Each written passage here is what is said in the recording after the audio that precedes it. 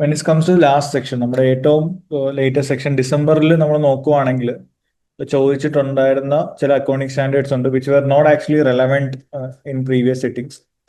So അത് നമുക്ക് ആദ്യം ഒന്ന് ഫോക്കസ് ചെയ്യാം. അതിൽ ഒന്നാമത് വരുന്നതാണ് ഈ പറഞ്ഞ agriculture and inventories. It has been tested in December. Then അതേപോലെ തന്നെ ഫിനാൻഷ്യൽ ഇൻസ്ട്രുമെന്റ്സിൽ hedge accounting they have tested in December. And will look in to the main standards as well. അപ്പോൾ നമ്മൾ ഇന്ന് മെയിൻലി ഫോക്കസ് ചെയ്യുന്നത് നമ്മുടെ textbook life of all of you are following Kaplan itself. അപ്പോൾ കപ്ലാൻസിലെ ചില unexpected standards last വട്ടം ചോദിച്ചിട്ടുണ്ടായിരുന്നു സെഷനിൽ. അപ്പോൾ അത് നമുക്കൊന്ന് ഫോക്കസ് ചെയ്യാം. Apart from that will discuss the normal standards which usually gets repeated in every session. Okay, അതായിരിക്കും നമ്മുടെ ഡേ 1 ഒരു objective. So more than discussing the theory, obviously we'll be discussing more questions today. അപ്പോൾ questions നമ്മൾ discuss ചെയ്യുന്നുണ്ടാവും. I won't be having enough time to write the answers. Maximum questions discuss ചെയ്ത് പോവാം. Okay, അതിന്റെ main standard എങ്ങനെയാണ് എഴുതേണ്ടതെന്നും അതിന്റെ കൺക്ലൂഷനും ഒക്കെ നമുക്ക് ഡിസ്കസ് ചെയ്ത് പോകാം. So starting off with this part which is agriculture and inventories. അപ്പോൾ നോർമലി എല്ലാവരും സ്കിപ്പ് അടിക്കുന്ന ഒരു സ്റ്റാൻഡേർഡ് ആവാം ഇത്, അല്ലെങ്കിൽ ഒത്തിരി റെലവെന്റ് അല്ല എന്ന് വിചാരിക്കുന്ന സ്റ്റാൻഡേർഡ് ആവാം. But last time, almost 6 marks they asked a question from agriculture.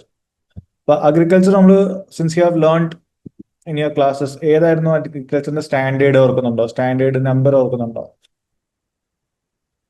Just നമുക്കൊന്ന് റിവേഴ്സ് ചെയ്യാം. അഗ്രികൾച്ചർ സ്റ്റാൻഡേർഡ് ഏതായിരുന്നു?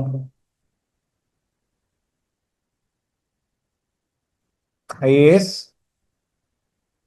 41 ആണ് കേട്ടോ. IAS 41 ആണ് നമ്മുടെ അഗ്രികൾച്ചർ സ്റ്റാൻഡേർഡ്. നമ്മൾ FR പഠിച്ചിട്ടുള്ളതാണ്. IAS 41 mainly discuss about biological assets. Okay. So what do you mean by this biological assets? എന്താണ് ഈ biological assets എന്ന് പറയുന്നത്? What all comes in that category?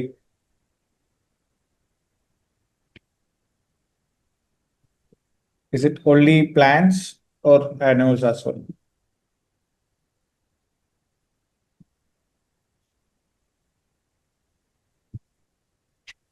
Yes, it includes living plant as well as animal. Okay, so biological assets ഇവർ mainly ഉദ്ദേശിക്കുന്നത് it's not just focusing on plants. Living പ്ലാന്റും ഉണ്ടാവും, അതേപോലെ നമുക്ക് മിൽക്ക് അല്ലെങ്കിൽ അങ്ങനെ അഗ്രികൾച്ചർ പ്രൊഡ്യൂസ് ചെയ്യുന്ന ആനിമൽസും ഉണ്ടാവും, ലിവിങ് ആനിമൽസും ഉണ്ടാവും, അല്ലെങ്കിൽ നമ്മൾ കൺസ്യൂം ചെയ്യുന്ന ആനിമൽസ് ഉണ്ട്. Like we used to have meat, right, chicken അല്ലെങ്കിൽ ബീഫ് ഓർ മട്ടൺ. അപ്പൊ അങ്ങനത്തെ കൺസ്യൂമബിൾ ആയിട്ടുള്ള കാറ്റഗറി എല്ലാം ഇതിലായിരിക്കും വരുന്നത്.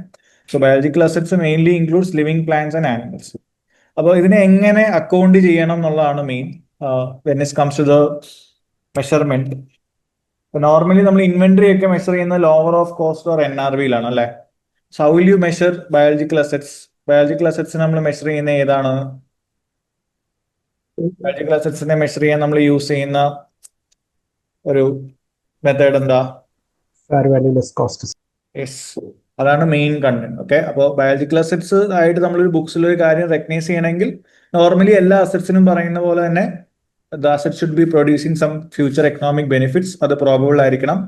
പിന്നെ അതിന്റെ കോസ്റ്റും അല്ലെങ്കിൽ ഫെയർ വാല്യൂ നമുക്ക് മെഷർ ചെയ്യാൻ പറ്റണം. ആൻഡ് ആ പറയുന്ന അസറ്റിനെ നമുക്ക് കൺട്രോൾ ചെയ്യാൻ പറ്റണം. ഇതാണ് മെയിൻലി റെക്കഗ്നീഷൻ ക്രൈറ്റീരിയ ആയിട്ട് പറയുന്നത്. So definition of biological assets is living plant or animal. അതിൽ നിന്ന് ഇനി ഡെഫിനിഷനിൽ നിന്ന് റെക്കഗ്നീഷനിലേക്ക് വരുന്ന സമയത്ത് we have got 3 different criterias. എന്തൊക്കെയാണ്? ഒന്ന്, പ്രോബബിൾ ആയിരിക്കണം എക്കണോമിക് ബെനിഫിറ്റ്സ് കമ്പനിയിലേക്ക് വരും എന്നുള്ളത്. ആ അസറ്റിന്റെ ഫെയർ വാല്യൂ നമുക്ക് മെഷർ ചെയ്യാൻ പറ്റണം. Okay, and most importantly company should be able to control that asset. ഇതാണ് recognition criteria. And it's already mentioned when it comes to the measurement part. എങ്ങനെ നമ്മൾ മെഷർ ചെയ്യുന്ന ബയോളജിക്കൽ അസറ്റ്സിനെ? Fair value less cost to സെല്ലിലാണ്. Okay, normally നമ്മൾ കോസ്റ്റിലാണ് എല്ലാം measure ചെയ്യുന്നതെങ്കിലും ബയോളജിക്കൽ അസറ്റ്സിലേക്ക് വരുമ്പോൾ measurement should be done as per the fair value less cost to sell. Okay, അപ്പൊ സംഭവം ഇത് പഠിക്കാൻ വലിയ പാടൊന്നും ഇല്ല, പക്ഷെ നമ്മൾ നോർമലി സ്കിപ്പ് ചെയ്യുന്നതുകൊണ്ട് ഇങ്ങനത്തെ ഇതിൽ നിന്നൊരു ക്വസ്റ്റ്യൻ വന്നു കഴിഞ്ഞാൽ നമുക്ക് it will be very difficult to discuss with. അപ്പൊ ജസ്റ്റ് റഫ്ലി ഇത് പറഞ്ഞു പോകുന്നേ ഉള്ളൂ, അല്ല വലിയ ചലഞ്ചിങ് ആയിട്ടുള്ള സ്റ്റാൻഡേർഡ് ഒന്നും അല്ല. But since it has been tested in the last time, there is a chance again it can get tested. Okay, അപ്പോൾ അതാണ് ഇനിഷ്യൽ മെഷർമെന്റ്. അപ്പോൾ where will you record this fair value gain or losses? നമുക്കറിയാമല്ലോ, അപ്പോൾ gain ആണ് വരുന്നത്, fair value റീമെഷർ ചെയ്തുകൊണ്ടേ ഇരിക്കണം. Initially നമ്മൾ fair value ആണ് റെക്കഗ്നൈസ് ചെയ്യുന്നത്. Even at reporting date again we have to remeasure it at the fair value. So ഇങ്ങനെ നമ്മൾ ഫെയർ വാല്യൂവിൽ റീമെഷർ ചെയ്തുകൊണ്ടിരിക്കുമ്പോൾ obviously there will be some gain and loss with respect to fair value remeasurement. ആ gain and loss നമ്മൾ എവിടെ കാണിക്കും? Where will you show it? Profit and loss.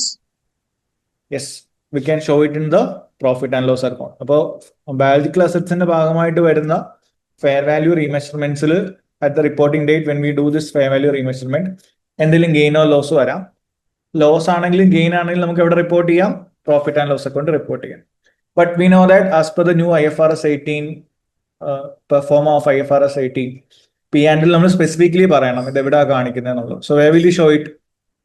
Under operating section or investing or financing? ഈ biological അസറ്റ്സിൽ നിന്ന് വന്ന gain or loss അല്ലെങ്കിൽ fair value measurements നമ്മൾ എവിടെ ആയിരിക്കും കാണിക്കുന്നത്?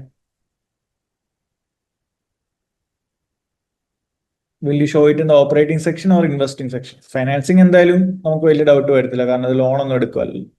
അപ്പോൾ where will you show this fair value remeasurement? Gain or loss from biological assets നമ്മൾ എവിടെ ആയിരിക്കും കാണിക്കുന്നത്? P&L Investing section. we will show it in the operating section. Okay, so same like IAS 16 ഒക്കെ പോലെ തന്നെയാണ്. ആകെ വ്യത്യാസം IAS 16ലും that is actually assets which is used for the company's purpose. കമ്പനിയുടെ മെയിൻ ബിസിനസ് പർപ്പസ് എന്താണോ അതിനുവേണ്ടി use ചെയ്യുന്നതായിരുന്നു IAS 16. അതേപോലെ തന്നെ ഇപ്പൊ നിങ്ങൾക്ക് ഒരു ഫാം ആവാം, നിങ്ങളിപ്പോ ഫാം നടത്തുന്ന ഒരാളാവാം, അല്ലെങ്കിൽ നിങ്ങൾക്ക് ഇപ്പൊ ഒരു മാസ് പ്രൊഡക്ഷൻ ഓഫ് ഫ്രൂട്ട്സോ വെജിറ്റബിൾസോ ചെയ്യുന്ന ഒരാളാവാം. അപ്പൊ നിങ്ങളുടെ കമ്പനിയുടെ മെയിൻ ബിസിനസ് എന്തായിരിക്കും? അഗ്രികൾച്ചർ ആയിരിക്കും. അപ്പോൾ അവിടെ ആയിരിക്കും കൂടുതൽ ഈ പറഞ്ഞ IAS 41 വരുന്നുണ്ടാവുക. So almost treatment is like IAS 16.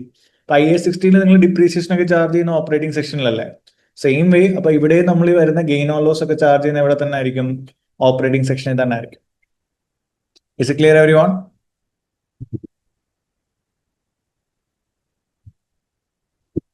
Can you reply in the chat? Yes. അപ്പോൾ ഇങ്ങനത്തെ ഒരു മൈന്യൂട്ട് ആയിട്ടുള്ള ഡീറ്റെയിൽസ് ഒന്ന് ഓർത്ത് വെക്കുക എന്നുള്ളതാണ് main. And most importantly biological അസറ്റ്സിലോട്ട് വരുമ്പോൾ നമുക്ക് ഒന്നുകൂടെ സ്ട്രെസ് ചെയ്ത് പഠിക്കേണ്ട കാര്യങ്ങൾ രണ്ട് items which is sometimes confusing for you. നമ്മുടെ ബെയറർ പ്ലാന്റ് എന്ന് പറഞ്ഞ ഐറ്റം ആണ്. അപ്പോൾ നമ്മൾ പെട്ടെന്ന് ബെയറർ പ്ലാന്റ് എന്ന് കേൾക്കുമ്പോൾ പ്ലാന്റ് ആണ്, it should come under IAS 41 എന്ന് വിചാരിക്കും. പക്ഷെ ബെയറർ പ്ലാന്റ്സിന് നമ്മൾ അക്കൗണ്ട് ചെയ്യുന്നത് എപ്പോഴും എന്തിലായിട്ടാണ്? IAS 16ലാണ്. So what you mean by bearer plant? ഇപ്പൊ നമ്മൾ ലിവിംഗ് പ്ലാന്റ് ആനിമൽസ് എല്ലാം ബയോളജിക്കൽ അസറ്റ്സ് ആണ് IAS 41 എന്ന് പറഞ്ഞെങ്കിലും ഒരു മെയിൻ എക്സംഷൻ അല്ലെങ്കിൽ എക്സ്ക്ലൂഷൻ ഫ്രം IAS 41 ഉള്ളതാണ് ബെയറർ പ്ലാന്റിൽ. So what you mean by bearer plant? ഒരു എക്സാമ്പിൾ പറയാം.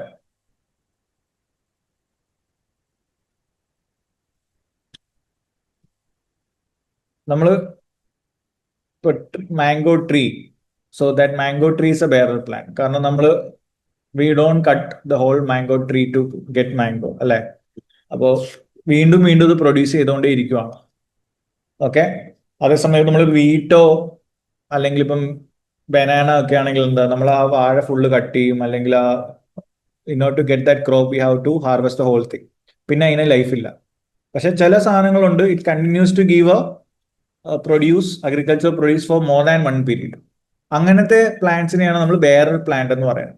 സോ ലാസ്റ്റ് ടൈം ചോദിച്ചൊരു ക്വസ്റ്റനും അതായിരുന്നു. അപ്പൊ ബെയറർ പ്ലാന്റ് കാണുമ്പോൾ you should not quote IAS 16, IAS 41 there.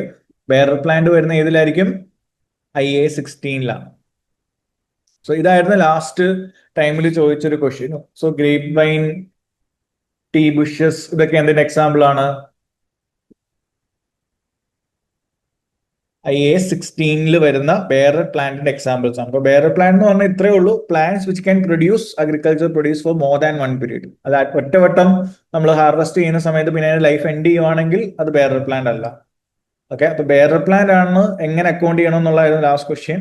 So don't have a misconfusion there. അപ്പോൾ ഇവിടെ നിങ്ങൾക്ക് ബയോളജിക്കൽ അസറ്റ്സിൽ വരുന്ന ലിവിംഗ് പ്ലാന്റ് ആണ് ഇതെങ്കിലും currently it is outside the scope of IAS 41. It is treated as IAS 16. Clear ആണോ? Yes. അപ്പൊ ഇതാണ് last time എക്സാമിന് ചോദിച്ചൊരു സെനാരിയോ. അപ്പോൾ if you get a question regarding grape vine or something like that, എൻ്റെ ഒരു ഓർമ്മ ശരിയാണെങ്കിൽ അതായിരുന്നു ലാസ്റ്റ് ടൈം ചോദിച്ച ക്വസ്റ്റ്യൻ. സോ ഒരു വട്ടമെങ്കിലും ജസ്റ്റ് ഒന്ന് ഓടിച്ചു വിട്ട് വായിച്ചാൽ മതി. You don't need to spend more than 10 to 15 minutes on the standard. Just text book ഒന്ന് ഗോ ത്രൂ ചെയ്ത് പോവാ. സോ ഈ പ്രാവശ്യം maybe they can ask something else from IAS 41. Okay, then inventory part എനിക്ക് തോന്നുന്നു almost ഇത്രൂടെ easy ആയിരിക്കും എല്ലാവർക്കും. So ഇൻവെന്ററിയിലേക്ക് വരും, IAS 2 ഇൻവെന്ററിയിലേക്ക് വരുമ്പോൾ we know that how will you measure inventory. നമ്മൾ F3 തൊട്ടൊക്കെ പഠിക്കുന്ന അല്ലെങ്കിൽ FA തൊട്ട് പഠിക്കുന്നതാണ്. So when it comes to ഇൻവെന്ററിയുടെ മെയിൻലി മെഷർമെന്റ് പാർട്ട് ഒന്ന് ഓർത്തിരിക്കുക. So what all includes in measurement? ഇൻവെന്ററിയുടെ ഇനിഷ്യൽ മെഷർമെന്റ് കോസ്റ്റിലാണ്. കോസ്റ്റിൽ എന്തൊക്കെ വരാം?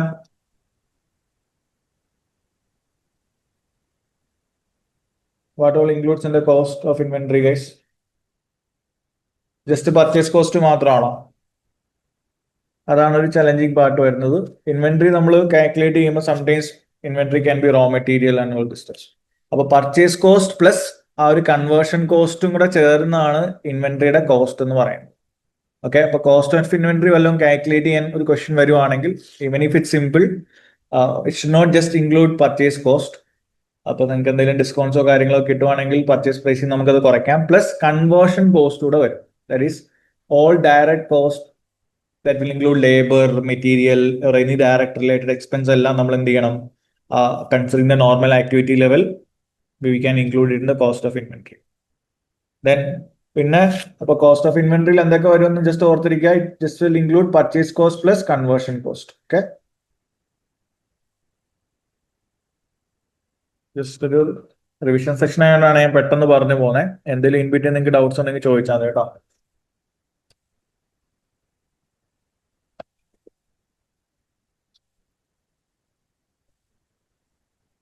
Then ഇൻവെന്ററി കോസ്റ്റ് നമുക്ക് മെഷർ ചെയ്യാൻ approve as per IAS 2 we have got 2 different methods. എന്തൊക്കെയാണ്? FIFO മെത്തേഡ് ഉണ്ട്, വെയ്റ്റഡ് ആവറേജ് മെത്തേഡ് ഉണ്ട്, AFCO. ഇതാണ് നമുക്ക് ആസ് പെർ IAS 2 നമ്മളിപ്പോൾ ഫോളോ ചെയ്യുന്ന 2 method. LIFO is outside the scope. അപ്പൊ നമുക്ക് മെയിൻലി ഉള്ളത് ഒന്നെങ്കിൽ ആക്ച്വൽ യൂണിറ്റ് കോസ്റ്റ് എടുക്കാം, അല്ലെങ്കിൽ FIFO, അല്ലെങ്കിൽ AFCO method, weighted average method use ചെയ്യാം. And subsequently inventory is measured at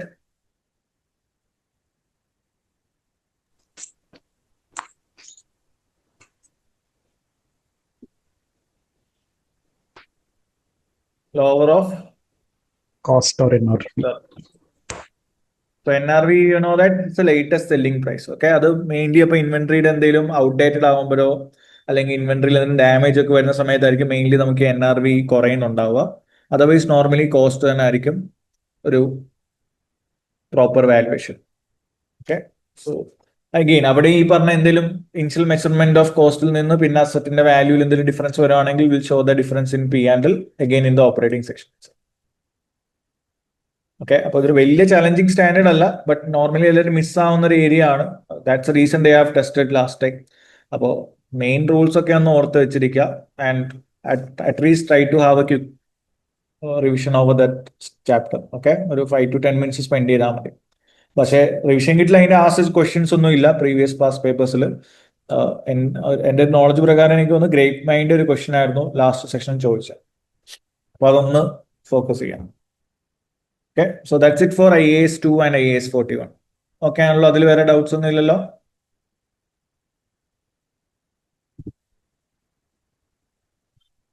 Shall we move to another standard? Yes. Now, last time ഞാൻ ഏറ്റവും ലേറ്റസ്റ്റ് ചോദിച്ച ഏരിയാസ് ആയിരിക്കും വീണ്ടും റിപ്പീറ്റഡ്ലി വരുമെന്ന് ഞാൻ പറയുന്നില്ല, ബട്ട് മേ ബി നമുക്ക് മിസ് ആവാൻ ചാൻസ് ഉള്ളതുകൊണ്ടാണ് ഞാൻ അത് പറയുന്നത്. ഹെഡ്ജിങ് ഒരു ഹെഡ്ജിങ് ലൈക്ക് ഇമ്പോർട്ടന്റ് ഞാൻ പറയുന്നില്ല, ബട്ട് ഒരു 5 to 6 മാർക്സിന് ചോദിച്ചിട്ടുണ്ടായിരുന്നു. നോർമലി നമ്മൾ ചിലപ്പോൾ സ്കിപ്പ് അടിക്കുന്ന ടോപ്പിക് ആയിരിക്കാം, but again I want you guys to focus more on hedging. ഇപ്പൊ ഹെഡ്ജ് അക്കൗണ്ടിങ്ങിലേക്ക് വരുന്ന സമയത്ത് ഹെഡ്ജ് അക്കൗണ്ടിങ്ങിലേക്ക് വരുന്ന സമയത്ത് ഇത് വരുന്ന ഏരിയ IFRS 9 ആണ്. I hope you might have learn financial instrument. അപ്പൊ IAS 32, IFRS 9 ഒക്കെ പഠിച്ചിട്ടുണ്ടാവും. I'm just focusing on hedge accounting here. So hedge അക്കൗണ്ടിങ്ങിലേക്ക് വരുമ്പോൾ നമുക്ക് 2 ടൈപ്പ് ഹെഡ്ജ് അക്കൗണ്ടിങ് ആണ് ഇവിടെ വരുന്നത്. എന്തൊക്കെയാ? പറയാം, രണ്ട് ടൈപ്പ് ഹെഡ്ജിങ് അക്കൗണ്ടിങ് ഉണ്ട്. ഫെയർ വാല്യൂ ഹെഡ്ജും ക്യാഷ് ഫ്ലോ ഹെഡ്ജും. There is fair value hedge and cash. So there is fair value hedge and cash flow hedge. So ഇത് തമ്മിലുള്ള ഡിഫറൻസ് എന്താ? What's the difference between fair value hedge and cash flow hedge? പറയാം, നമ്മുടെ fair value ഹെഡ്ജും cash flow ഹെഡ്ജും തമ്മിലുള്ള വ്യത്യാസം എന്താണ്?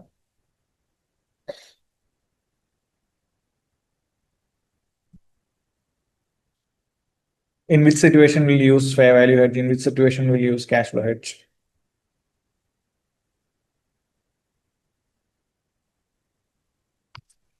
Can you reply in the chat?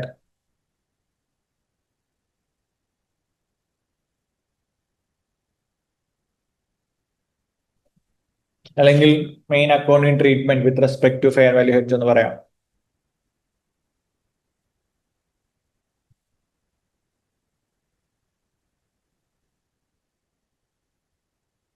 So fair value hedge ആണെങ്കിൽ, like obviously as the name suggests, hedge instrument should be always measured at the fair value. Any changes in the fair value should be shown in P&L itself. In most cases P&L തന്നെ ആയിരിക്കും നമ്മൾ കാണിക്കുന്നത്. Hedge ഇൻസ്ട്രുമെന്റിലും hedge ഐറ്റത്തിലും വന്ന എന്തെങ്കിലും ഗെയിനോ loss ഒക്കെ ഉണ്ടെങ്കിൽ നമുക്കത് P&L തന്നെ കാണിക്കാം. Only if it's a hedge item is FET OCA item. Okay, നമ്മുടെ ഇൻവെസ്റ്റ് സപ്പോസ് ഒരു ഷെയർ വല്ലോ ആണ് നിങ്ങളുടെ ഹെഡ്ജ് ഐറ്റം. ആ പറയുന്ന ഹെഡ്ജ് ഐറ്റം ഒരു ഇക്വിറ്റി ആണ്. So equity is shown under FET OCA model. In that scenario മാത്രമേ നമ്മൾ ഈ പറഞ്ഞ fair value hedge related movements ഇവിടെ കാണിക്കത്തുള്ളൂ, OCയിൽ കാണിക്കത്തുള്ളൂ.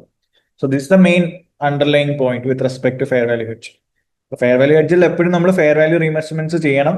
Any changes in the fair value will be measured in P&L itself. Only if it's equity investment. ഇപ്പൊ ഷെയർസിന്റെ കേസിലൊക്കെയാണ് നമ്മൾ ഹെഡ്ജ് ചെയ്യുന്നതെങ്കിൽ ആ shares which is accounted using FET OCA model നമ്മൾ ഇവിടെ കാണിക്കും.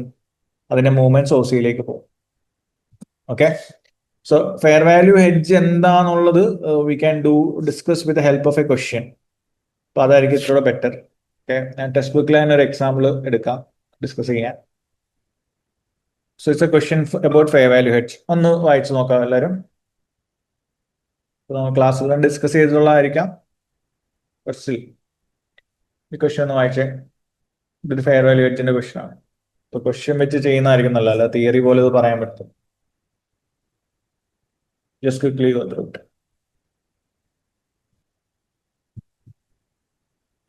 ഇത് കപ്ലാനിൽ തന്നെ ഒരു ക്വസ്റ്റ്യൻ ആണ്. ഇത് ചെയ്തിട്ട് നമുക്ക് റിവിഷൻ കിറ്റിലെ ഒരു ഹെഡ്ജ് അക്കൗണ്ടിങ് ക്വസ്റ്റ്യനിലേക്ക് പോകാം.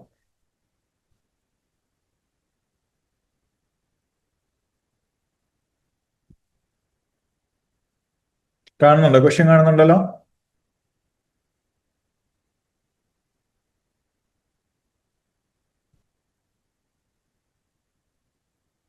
യെസ്.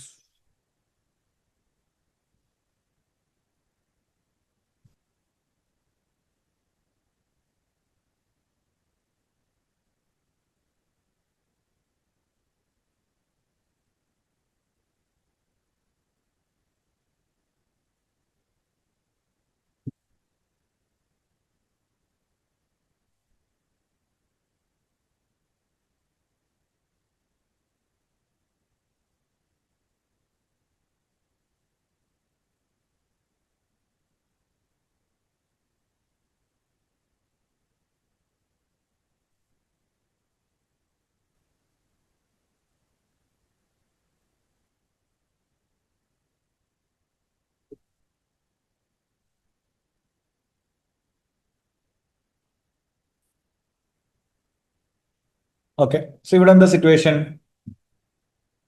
നമ്മൾ ഷെയറിൽ ഇൻവെസ്റ്റ് ചെയ്തു. ഷെയറിൽ ഇൻവെസ്റ്റ് ചെയ്യുമ്പോൾ നമ്മുടെ റിസ്ക് എന്താ? ഇപ്പൊ നിങ്ങളൊരു ഷെയർ വാങ്ങുവാണെങ്കിൽ നിങ്ങൾക്ക് ഒരു 100 രൂപയ്ക്ക് നിങ്ങൾ ഷെയർ വാങ്ങി. പക്ഷെ ഇവിടുത്തെ നിങ്ങൾ റിസ്ക് എന്താ? ഷെയറിന്റെ വാല്യൂ കുറയും എന്നുള്ളത്, അല്ലെ? അപ്പോൾ ഈ റിസ്കിനെ നമുക്ക് ഹെഡ്ജ് ചെയ്യാനാണ് we have got different hedging instruments in the market. Like futures ഉണ്ട്, ഓപ്ഷൻസ് ഉണ്ട്. അപ്പോൾ ഇവിടെ FM-ലെ പോലെ നിങ്ങൾ ഹെഡ്ജിങ്ങിനെ പറ്റിയിട്ടൊന്നും ഡിസ്കസ് ചെയ്യേണ്ട. Already it is mention here എന്താണ് ഇവിടുത്തെ സിറ്റുവേഷൻ എന്നും അതിനുവേണ്ടി അവർ ഹെഡ്ജ് ഇൻസ്ട്രുമെന്റ് ഏതാണ് ചൂസ് ചെയ്യുന്നതും ഒക്കെ പറയുന്നു. നമ്മൾ ആസ് എൻ അക്കൗണ്ട് എന്ത് ചെയ്താൽ മതി? ഇതിനെ ഹെഡ്ജ് ചെയ്താൽ മാത്രം മതി. ഇപ്പൊ നോർമലി നിങ്ങൾക്ക് ക്വസ്റ്റ്യൻസ് വരുമ്പം ഓരോ മെൻഷൻഡ് ആയിരിക്കും ഇത് ഫെയർ വാല്യൂ ഹെഡ്ജ് ആണോ അല്ലെങ്കിൽ ക്യാഷ് ഫ്ലോ ഹെഡ്ജ് ആണോ എന്നുള്ളത്. അല്ലെങ്കിൽ ടിപ്പിക്കലി ഫെയർ വാല്യൂ ഹെഡ്ജിന്റെ ഒരു സെനാരിയോ എപ്പോഴും വരുന്നത് നമ്മൾ ഓൾറെഡി ഒരു അസറ്റ് വാങ്ങുന്നു, എന്നിട്ട് ആ അസറ്റിന്റെ വാല്യൂ കുറയുന്നതിനെയാണ് നമ്മൾ ഹെഡ്ജ് ചെയ്യുന്നതെങ്കിൽ അത് ഓട്ടോമാറ്റിക്കലി എന്തായിരിക്കും, ഫെയർ വാല്യൂ ഹെഡ്ജ് ആയിരിക്കും. ഓക്കെ, ഫോർ എക്സാമ്പിൾ ഇവിടെ നമ്മൾ ഷെയർസ് ആണ് വാങ്ങുന്നത്. അപ്പൊ ഷെയറിന്റെ വാല്യൂ ഇപ്പൊ 900,000 ആണ് നമ്മൾ വാങ്ങിയത് അല്ലെ, വി പർച്ചേസ് ഇറ്റ് ഫോർ 900,000. അപ്പൊ ഓട്ടോമാറ്റിക്കലി ഞാൻ ആദ്യം പറഞ്ഞു വെച്ചിട്ട് ഇവിടുത്തെ റിസ്ക് ഫാക്ടർ എന്തായിരിക്കും, ബൈ ഡീഫോൾട്ട് ഷെയറിന്റെ വാല്യൂ കുറയുക എന്നുള്ളതാണ്. ഓക്കെ, സോ ഇതാണ് നോർമലി എപ്പോഴും ഫെയർ വാല്യൂ ഹെഡ്ജിന്റെ ഒരു സെനാരിയോ. എന്ന് വെച്ചാൽ നിങ്ങൾ അസറ്റ് നിങ്ങൾ ഇപ്പൊ പർച്ചേസ് ചെയ്തിട്ടുണ്ടാവും, പക്ഷേ ആ അസറ്റിന്റെ വാല്യൂ കുറയുന്നതിനെയായിരിക്കും നിങ്ങൾ ഹെഡ്ജ് ചെയ്യാൻ നോക്കുന്നത്. അത് ചിലപ്പോൾ ഷെയർസ് ആവാം, അത് ചിലപ്പോൾ നിങ്ങൾ വാങ്ങിച്ചു വെച്ചിരിക്കുന്ന ഇൻവെന്ററി ആവാം. ഓക്കെ, ചിലപ്പോൾ ഒരു കമ്പനി ഇൻവെന്ററി വാങ്ങിച്ചു, അപ്പൊ ഇൻവെന്ററി വാങ്ങുമ്പോൾ റിസ്ക് എന്താ, ഇൻവെന്ററിയുടെ വാല്യൂ കുറഞ്ഞു കഴിഞ്ഞാൽ we have to sell it at lower price, so we may have to incur a loss. അപ്പൊ അതിനെ ഹെഡ്ജ് ചെയ്ത് ചിലപ്പോൾ നമ്മൾ ഇതേപോലെ ഹെഡ്ജ് ഇൻസ്ട്രുമെന്റിലോട്ട് ഇറങ്ങാം. അപ്പോൾ ഓൾവേസ് റിമെമ്പർ ദാറ്റ് പെട്ടെന്ന് പിക്ക് ചെയ്യാൻ പറ്റുന്ന most of the fair value hedge scenario എപ്പോഴും എന്തായിരിക്കും, നമ്മൾ ഓൾറെഡി ഒരു അസറ്റ് വാങ്ങിയിട്ടുണ്ടാവും, ആ അസറ്റിന്റെ വാല്യൂ ഫ്യൂച്ചറിൽ കുറയുന്നു എന്നൊരു പേടി, ആ കുറയുന്ന കാരണം നമുക്ക് വരുന്ന ലോസ്, ആ ലോസിനെ ഹെഡ്ജ് ചെയ്യാനായിരിക്കും നമ്മൾ ഇൻസ്ട്രുമെന്റിൽ ഇറങ്ങുന്നത്. So always you have to items in A hedge accounting, that is hedge instrument and the hedge item. So ഇവിടുത്തെ നമ്മുടെ ഹെഡ്ജ് ഐറ്റം എന്ന് പറയുന്നത് എന്താണ്, നമ്മൾ വാങ്ങിച്ച ഷെയർ ആണ്, ആ ഷെയറിന്റെ വാല്യൂ കുറയുന്നതിനെ നമ്മൾ ഹെഡ്ജ് ചെയ്യാൻ പോകുന്നത്. So we have to create 2 accounts in our books, which is hedge item and hedge instrument. Okay, അപ്പൊ ഹെഡ്ജ് അക്കൗണ്ടിങ് നമ്മൾ എപ്പോഴും ചെയ്യുന്ന സമയത്ത് we have to account for this 2 items, hedge ഐറ്റവും പിന്നെന്താണ് ഹെഡ്ജ് ഇൻസ്ട്രുമെന്റും. ഹെഡ്ജ് ഇൻസ്ട്രുമെന്റ് എന്ന് പറയുന്നത് നമ്മൾ യൂസ് ചെയ്യുന്ന ഫ്യൂച്ചറോ ഓപ്ഷനോ ഒക്കെ ആയിരിക്കാം. Fine. And one more logic in hedging നമ്മൾ എപ്പോഴും മനസ്സിലാക്കേണ്ടത്, നമ്മുടെ ഹെഡ്ജ് ഐറ്റത്തിൽ ലോസ് ആണ് വരുന്നതെങ്കിൽ, ഹെഡ്ജ് ഐറ്റത്തിൽ നിങ്ങൾ ലോസ് വരുന്നെങ്കിൽ ആ ലോസിനെ നമുക്ക് ഓവർകം ചെയ്യാനാണ് you are entering in hedge instrument, like any futures or any options. So ഇവിടുത്തെ ലോജിക് ഇത്രയേ ഉള്ളൂ, എപ്പോഴും നിങ്ങളുടെ ഹെഡ്ജ് ഐറ്റത്തിൽ ലോസ് വരുവാണെങ്കിൽ നിങ്ങളുടെ ഹെഡ്ജ് ഇൻസ്ട്രുമെന്റിൽ അവിടെ എന്തായിരിക്കും നിങ്ങൾക്ക് വരുന്നുണ്ടാവുക, ഗെയിൻ ആയിരിക്കും. അപ്പൊ ഈ ലോജിക്ക് മനസ്സിലാക്കണം. എന്ന് വെച്ചാൽ സിംപ്ലി ഇതിന്റെ ലോജിക്ക് എപ്പോഴും ഞാൻ പറയുന്നത് വളരെ സിമ്പിൾ ആണ്. നിങ്ങളിപ്പോ ഒരു ബെറ്റ് വെച്ചു, ഞാനുമായിട്ടൊരു ബെറ്റ് വെച്ചു, ഇന്ത്യ ഇപ്പോൾ ഒരു മാച്ച് തോക്കും അല്ലെങ്കിൽ ജയിക്കും എന്ന് പറഞ്ഞിട്ട്. അപ്പൊ നിങ്ങൾ 1000 രൂപയാണ് ബെറ്റ് വെച്ചത്. So you have a risk, like you may lose 1000. ഈ 1000 നിങ്ങൾക്ക് ലൂസ് ആവാതിരിക്കാൻ വേണ്ടി നിങ്ങളൊരു തേർഡ് പാർട്ടിയുടെ അടുത്ത് പോയിട്ട് ഹെഡ്ജ് ചെയ്യുകയാണ്, in such a way that India ഈ മാച്ച് ജയിക്കും എന്ന് പറഞ്ഞിട്ട് എൻ്റെ അടുത്ത് ബെറ്റ് വെച്ചു, നിങ്ങളുടെ പൈസ പോകുന്നൊരു പേടി കാരണം ഓപ്പോസിറ്റ് പോയിട്ട് നിങ്ങളൊരു ആളുമായിട്ട് കോൺട്രാക്റ്റിൽ എൻ്റർ ചെയ്യുകയാണ്, ഇന്ത്യ തോക്കും. Let's say if you want to avoid complete risk, നിങ്ങൾ സെയിം 1000 രൂപയ്ക്ക് അവനുമായിട്ട് ഒരു ബെറ്റ് വെക്കും. അപ്പൊ എന്റെ ഒറിജിനൽ നമ്മൾ തമ്മിലുള്ള ട്രാൻസാക്ഷന്റെ ആ റിസ്കിനെ അവോയ്ഡ് ചെയ്യാനാണ് നിങ്ങൾ തേർഡ് പാർട്ടി ആയിട്ട് ഒരു കോൺട്രാക്റ്റിൽ എൻ്റർ ചെയ്തത്. സോ നിങ്ങൾ കോൺട്രാക്റ്റിൽ എൻ്റർ ചെയ്യുമ്പോൾ അതിന്റെ നേച്ചർ എന്തായിരിക്കും, നേരെ ഓപ്പോസിറ്റ് ആയിരിക്കും അല്ലെ. അത് തന്നെയാണ് സിംപ്ലി ഹെഡ്ജിങ്ങിന്റെയും ലോജിക്ക്. അപ്പൊ നിങ്ങളുടെ ഹെഡ്ജ് ഐറ്റത്തിൽ ലോസ് വന്നാൽ ആ ലോസിനെ കോമ്പൻസേറ്റ് ചെയ്യുന്ന എങ്ങനെയാണ്, using the gain in hedge instrument. Okay, always it should be opposite in nature. Clear ആണോ? അപ്പൊ ഹെഡ്ജ് ഐറ്റത്തിൽ ലോസ് വന്നാൽ ഹെഡ്ജ് ഇൻസ്ട്രുമെന്റിൽ എന്തായിരിക്കും, gain. The same way hedge ഐറ്റത്തിൽ അപ്പോൾ ഇനി ഗെയിൻ വരുവാണെങ്കിൽ, since you are already entered in to hedge instrument, you have to bear that loss. So net impact നിങ്ങൾക്ക് ഗെയിൻ ഓർ ലോസ് ഒന്നും വരത്തില്ല. അതാണ് ഹെഡ്ജിങ്ങിന്റെ ഒരു മെയിൻ കൺസെപ്റ്റ്. പിന്നെ എന്തിനാണ് ഇതിലോട്ട് എൻ്റർ ചെയ്യുന്നത് ചോദിച്ചു കഴിഞ്ഞാൽ, you are anticipating a loss. ആ ലോസ് അവോയ്ഡ് ചെയ്യാനാണ് നമ്മൾ ഹെഡ്ജ് ഇൻസ്ട്രുമെന്റിൽ ഇറങ്ങുന്നത്. അപ്പൊ ഈ ബേസിക് ലോജിക് ഒന്ന് മനസ്സിലാക്കുക. അപ്പൊ നമ്മൾ ഈ സെനാരിയിലേക്ക് നോക്കുവാണെങ്കിൽ, if you look in to this particular question, ഇവിടെ നിങ്ങൾക്ക് കാണാം you are expecting a loss in the investment you have made with respect to shares. അപ്പൊ ഷെയറിന്റെ വാല്യൂ എന്ത് ചെയ്യുന്നുണ്ട്, ഇവിടെ കുറയുന്നുണ്ട് അല്ലെ. We invested in shares for 900,000, but by 30 September the equity instrument still worth 900,000, but we have a concern, maybe there is a decline in value ഉണ്ടാവാൻ സാധ്യതയുണ്ടോ എന്നൊരു കൺസേൺ ഉണ്ട്. By the time it reaches 31st December 2008, what happened actually, fair value of equity instrument fall ചെയ്തു. എത്രയിലേക്കാ fall ചെയ്തേ, it fall to 800,000. So here actually you are incurring a loss or gain. നിങ്ങൾക്ക് ഇവിടെ loss ആണോ gain ആണോ? അപ്പോ നിങ്ങൾ invest ചെയ്ത shares, that is your hedge item, ഇതിനെയാണ് നിങ്ങൾ ഹെഡ്ജ് ചെയ്യേണ്ടത്. ഓക്കെ, നിങ്ങളുടെ ഹെഡ്ജ് ഐറ്റം ആണ് ഈ ഷെയർസ്. ആ ഷെയറിന്റെ വാല്യൂ കുറഞ്ഞു, എത്രയിലേക്കാ കുറഞ്ഞേ, 900,000 നിന്ന് 800,000 വന്നു. സോ നമ്മൾ പഠിച്ച കൺസെപ്റ്റ് പ്രകാരം ഇവിടെ ഇപ്പൊ ലോസിന്റെ സിറ്റുവേഷൻ ആണോ ഗെയിന്റെ സിറ്റുവേഷൻ ആണോ? ഹെഡ്ജ് ഐറ്റത്തിൽ എന്താ ഇവിടെ? ഹെഡ്ജ് ഐറ്റത്തിൽ ഇവിടെ എന്താ ഇപ്പൊ വന്നേക്കുന്നേ? Is it a loss or gain? Loss. എത്രയാണ് ലോസ്? 100,000 ലോസ്. അപ്പോ നമ്മൾ മനസ്സിലാക്കേണ്ടത് നമ്മൾ ഹെഡ്ജിങ്ങിൽ എൻട്രി ചെയ്തിട്ടുണ്ടാവുക in such a manner that hedge ഐറ്റത്തിൽ ലോസ് വന്ന ഓട്ടോമാറ്റിക്കലി നമുക്ക് ഹെഡ്ജ് ഇൻസ്ട്രുമെന്റിൽ അവിടെ എന്ത് വരും? ഗെയിൻ വരും. ഓക്കെ, ആ ഹെഡ്ജ് എഫക്റ്റീവ്നെസ് ക്രൈറ്റീരിയ ഒക്കെ ചെക്ക് ചെയ്തിട്ടായിരിക്കും ഇവർ ഹെഡ്ജിങ്ങിൽ ഇറങ്ങിയിട്ടുണ്ടാവുക. അതാരാ ചെക്ക് ചെയ്യുന്ന വെച്ച് കഴിഞ്ഞാൽ ഒരു ഫിനാൻഷ്യൽ മാനേജറോ ഫിനാൻഷ്യൽ അനലിസ്റ്റോ അല്ലെങ്കിൽ ട്രഷറി ഡിപ്പാർട്ട്മെന്റോ ആയിരിക്കും അത് ചെയ്യുന്നത്. When you learn FM or in AFM you might have learned this stuff. Hedging എങ്ങനെ എടുക്കണം, എങ്ങനെ ആയിരിക്കണം അറേഞ്ച്മെന്റ് എന്നൊക്കെ ഉള്ളത്. ഇപ്പൊ സെൽ നൗ ആണോ ബൈ ലേറ്റർ ആണോ അല്ലെങ്കിൽ ബൈ നൗ സെൽ ലേറ്റർ ആണോ, ഇങ്ങനെ നമ്മൾ ഫിക്സ് ചെയ്യുന്നത് ഫിനാൻഷ്യൽ മാനേജർ ആണ്. ആസ് ആൻ അക്കൗണ്ടന്റ് എനിക്ക് അതൊന്നും നോക്കേണ്ട ആവശ്യമില്ല. I just need to account for it. So I just need to account for this loss and account for this gain and where you have to account. ഇത് മാത്രമാണ് നമ്മൾ അറിയേണ്ടത്. So ഇവിടെ നമുക്ക് ഷെയർസിൽ ലോസ് വന്നു. By the time it reach reporting date ഷെയർസിൽ loss വന്നു. What about hedge instrument? Hedge ഇൻസ്ട്രുമെന്റിൽ അപ്പൊ എന്തായിരിക്കും? ഒബ്വിയസ്ലി ഗെയിൻ ആയിരിക്കും. Okay, the fair value of the future contract, that's a contract that you have entered into. Future കോൺട്രാക്റ്റിൽ നമ്മൾ entry ചെയ്തു to hedge against this loss. അപ്പൊ അതിന്റെ വാല്യൂ കൂടി എന്ന് പറയുന്നുണ്ട്. എത്ര കൂടിയേ? by 90,000 കൂടി. 90. So that what do you mean by that increase? It's a gain. Okay, നമ്മുടെ ഫ്യൂച്ചേഴ്സിൽ എന്ത് വന്നു നമുക്ക്, അല്ലെങ്കിൽ ഹെഡ്ജ് ഇൻസ്ട്രുമെന്റിൽ ഒരു ഗെയിൻ ആണ് വന്നത്.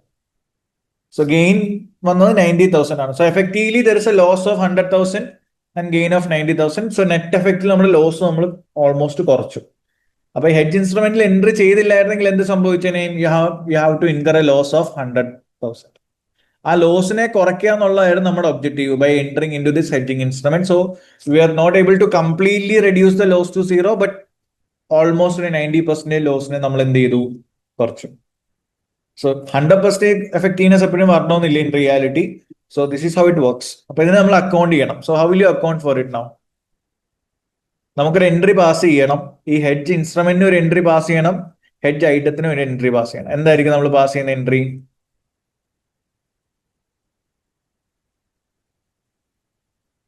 ആ ഹെഡ്ജ് ഐറ്റത്തിൽ ആക്ച്വലി വാല്യൂ കുറയുകയാണ് ചെയ്തത്. So it's a loss. But in the question it is mention that ഈ ഇക്വിറ്റി ഇൻസ്ട്രുമെന്റിനെ അവർ അക്കൗണ്ട് ചെയ്യുന്ന ഏത് വഴിയാന്ന് പറഞ്ഞിട്ടുണ്ട്? ഫെയർ വാല്യൂ ത്രൂ OCA മോഡലാന്ന് പറഞ്ഞിട്ടുണ്ട്. So where will you recognise that loss? OCA. Yes, we have to measure that loss in OCA. And what about the gain?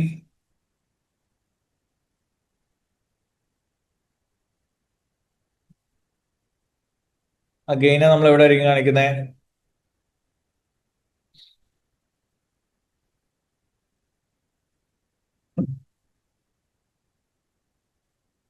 Will you show it in the P&L or OCA?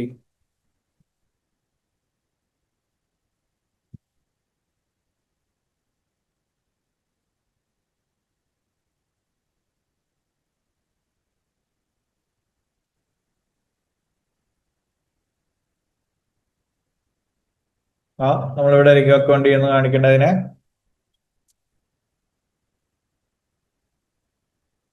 അപ്പം entry എഴുതിക്കോ. Debit loss എത്രയാണ് വന്നത്? 100,000. അതിനെ നമ്മൾ OCയിലേക്ക് കൊടുക്കും. And asset value കുറഞ്ഞു. അപ്പോൾ financial asset ആണ്, ഷെയർസ് എന്ന് പറയുന്നത് ഫിനാൻഷ്യൽ അസറ്റ് ആണ്. സോ ക്രെഡിറ്റ് ഫിനാൻഷ്യൽ അസറ്റ് എന്ന് പറഞ്ഞു പോകും.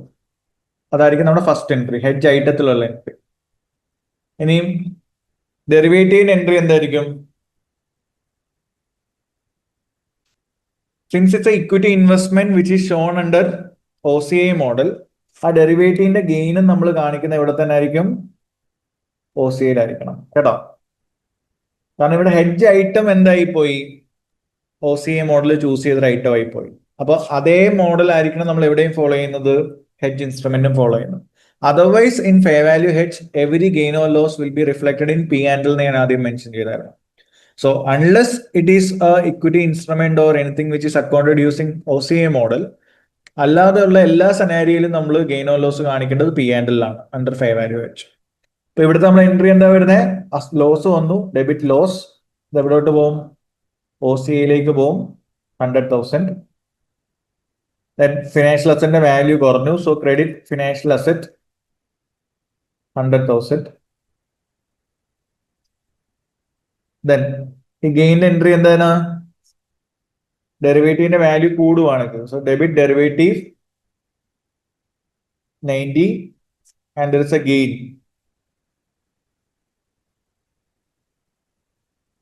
90,000. Even that will go to OCA itself. കാരണം ഇവിടെ ഹെഡ്ജ് ഐറ്റം ഫോളോ ചെയ്യുന്നത് OCA മോഡലാണ്. സപ്പോസ് ഇത് equity investment which is following FVTL model ആയിരുന്നെങ്കിൽ ഇൻസ്റ്റെഡ് ഓഫ് OCA അത് എവിടോട്ട് പോയിന്? Entry P&L. That's only difference. So always remember that നമ്മുടെ ഇവിടുത്തെ ടേക്ക് അവേ ഇതാണ്, എപ്പോഴും ഫെയർ വാല്യൂ മോഡൽ വരുന്ന സമയത്ത് ഫെയർ വാല്യൂ മോഡലിന്റെ എല്ലാ മൂവ്മെന്റ്സും, ഡെറിവേറ്റീവ്സിന്റെ ആണെങ്കിലും ഹെഡ്ജ് ഐറ്റത്തിന്റെ എല്ലാ മൂവ്മെന്റ്സും P&L പോകണം. So that remeasurement should happen at fair value. അതുകൊണ്ടാണ് അതിന്റെ ഫെയർ വാല്യൂ ഹെഡ്ജ് എന്ന് തന്നെ പറയുന്നത്. So every reporting date we have to remeasure this items to fair value. So fair വാല്യൂക്ക് നമ്മൾ റീമെഷർ ചെയ്യുന്ന സമയത്ത് ശ്രദ്ധിക്കുക, any gain or loss will be shown in P&L itself unless it's an OCA item. Clear ആണോ? Is it clear, guys? Yes. Yes, Now, sir. ഇനി fair value ഹെഡ്ജിൽ നിന്ന് cash flow ഹെഡ്ജിലേക്ക് വരുമ്പോൾ ഉള്ള വ്യത്യാസം എന്താണെന്ന് നോക്കാം. സോ ക്യാഷ് ഫ്ലോ ഹെഡ്ജിൽ വരുന്ന സമയത്ത് we have to check how much effective that hedging was. Okay, ആ ഹെഡ്ജിങ് എത്രത്തോളം എഫക്റ്റീവ് ആണെന്ന് നമ്മൾ ചെക്ക് ചെയ്യണം. Okay, for example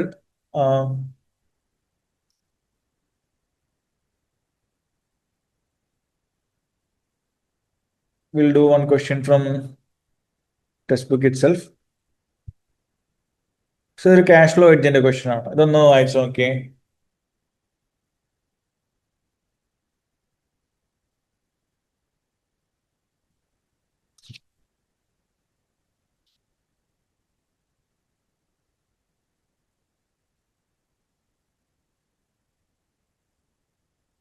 so cash flow ഹെഡ്ജിലുള്ള വ്യത്യാസം എന്ന് വെച്ച് കഴിഞ്ഞാൽ here we are expecting a loss in cash flows.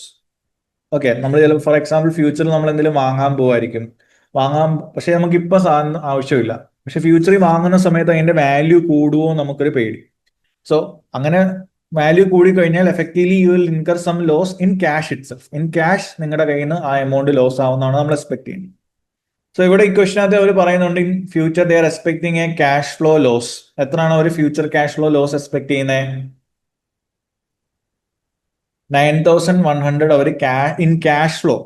Last ക്വസ്റ്റിനകത്ത് നമ്മൾ ഷെയറിന്റെ ഫെയർ വാല്യൂ കുറയുന്നതായിരുന്നു നമ്മുടെ പേടി. അതിനെ ഹെഡ്ജ് ചെയ്യാനാണ് നമ്മൾ ഫെയർ വാല്യൂ ഹെഡ്ജിൽ പോയത്. But in cash flow hedge it was like ഫ്യൂച്ചറിൽ നമുക്കൊരു ക്യാഷ് ഫ്ലോ നമ്മൾ ലോസ് എക്സ്പെക്ട് ചെയ്യുന്നുണ്ട്. ഫെയർ വാല്യൂലുള്ള വ്യത്യാസമല്ല, ശരിക്കും ഇൻ റിയാലിറ്റി ക്യാഷ് ഫ്ലോയിൽ നമ്മൾ ലോസ് എക്സ്പെക്ട് ചെയ്യുന്നുണ്ട്. സോ ക്യാഷ് ഫ്ലോയിൽ നമ്മൾ ലോസ് എക്സ്പെക്ട് ചെയ്യുന്നത് 9,100 ആണ്. അതിനെ കോമ്പൻസേറ്റ് ചെയ്യാൻ വേണ്ടി we are entering in hedging. Okay, നമ്മൾ ഹെഡ്ജിങ്ങിലേക്ക് എൻട്രി ചെയ്തു. രണ്ട് സിറ്റുവേഷൻ ആണ് ഇവിടെ നടന്നത് എന്ന് വെച്ചാൽ, as you can see here in the last question, gain loss വന്നത് 100,000 ആണ്, പക്ഷെ ഗെയിൻ വന്നത് എത്രയേ ഉള്ളൂ? 90,000 ഉള്ളായിരുന്നു. So it is almost like എപ്പോഴും കംപ്ലീറ്റ്ലി എഫക്റ്റീവ് ആണോന്നില്ല. ഓക്കെ, 100,000 നമുക്ക് ലോസ് വന്നു, 90,000 നമുക്ക് ഹെഡ്ജിങ് ത്രൂ സെറ്റ് ഓഫ് ചെയ്യാൻ പറ്റുള്ളൂ. So in the same way cash flow ഹെഡ്ജിൽ നമ്മൾ നോക്കണം how much it was effective and how much it was ineffective. ഇപ്പൊ ഇവിടെ നോക്കുമ്പോൾ നമുക്ക് 9,100 ആണ് നമ്മൾ എക്സ്പെക്ട് ചെയ്ത loss. As per requirement a നമ്മുടെ ക്യാഷ് ഫ്ലോ ഹെഡ്ജിൽ fair value movement in hedge instrument വന്ന എത്ര നോക്കിയേ? ഫെയർ വാല്യൂ മൂവ്മെന്റ് അപ്പോൾ ഉദ്ദേശിക്കുന്നത് 9,100 ലോസ് ഇവിടെ വന്നു. ഓക്കെ, ക്യാഷ് ഫ്ലോയിൽ 9,100 നമുക്ക് ലോസ് ആണ്. അപ്പോൾ ഓട്ടോമാറ്റിക്കലി ഹെഡ്ജ് ഇൻസ്ട്രുമെന്റിൽ നമുക്ക് എന്തായിരിക്കും? ഗെയിൻ ആയിരിക്കും. So as per requirement number 1 നിങ്ങളുടെ ഗെയിൻ എത്ര നോക്കിയേ?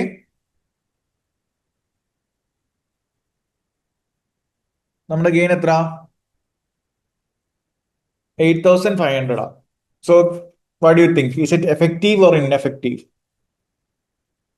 അല്ലെങ്കിൽ ഇവിടെ എന്തെങ്കിലും ഇൻഎഫക്റ്റീവ് പോർഷൻ ഉണ്ടോ? നമുക്ക് 9,100 ആണ് വന്ന ലോസ്, പക്ഷെ when you look into the hedge instrument അവിടെ വന്ന ഗെയിൻ എത്രയേ ഉള്ളൂ? 9,100 ഉള്ളൂ. So where will you record this എന്നുള്ളതാണ് question. First question is it effective or ineffective എന്നുള്ളതാണ്. ഈ ഹെഡ്ജിങ് എഫക്റ്റീവ് ആണോ? Is the hedging effective or anything excess വന്നോ?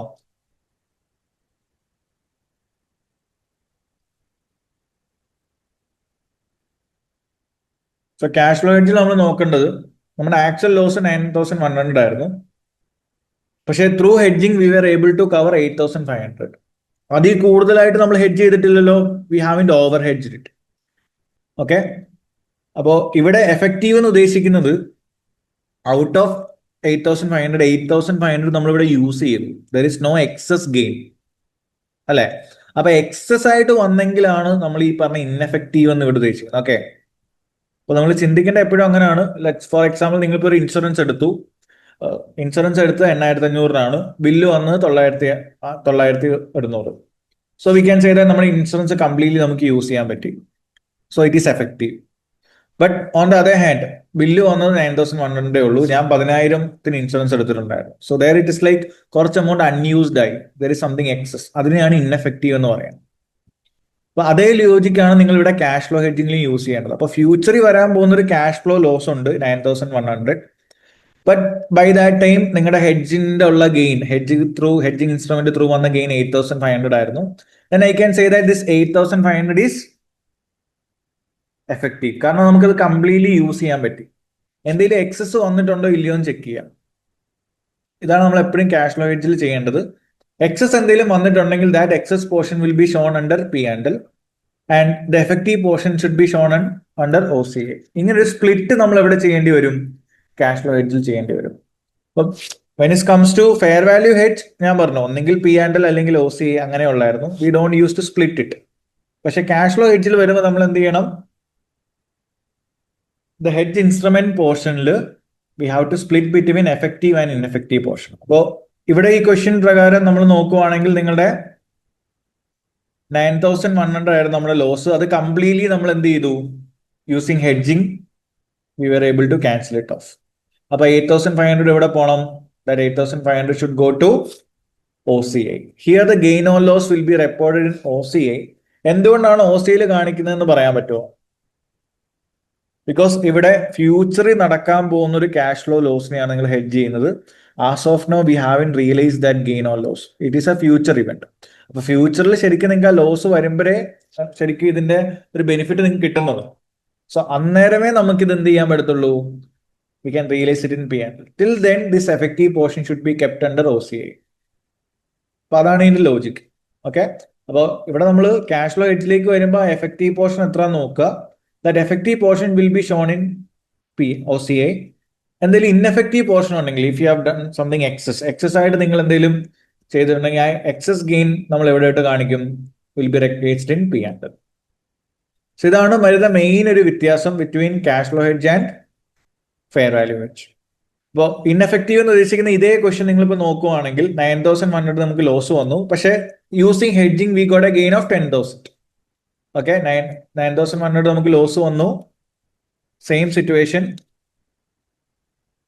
പക്ഷേ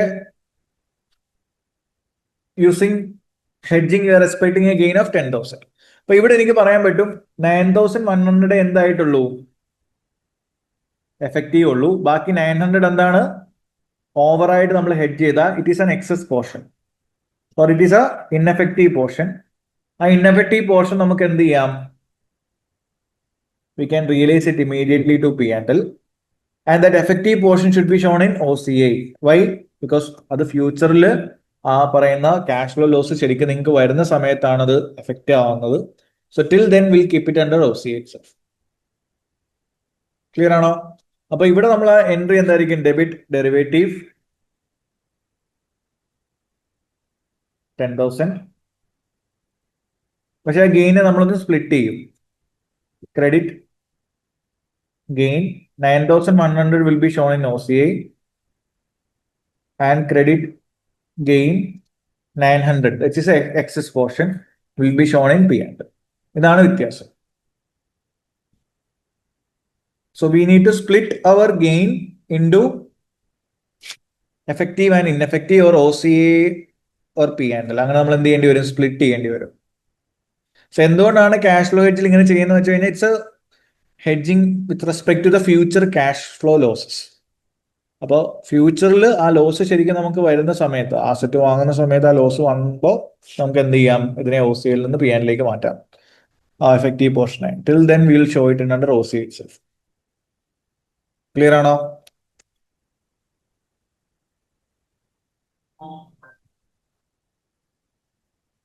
Can you reply in the chat?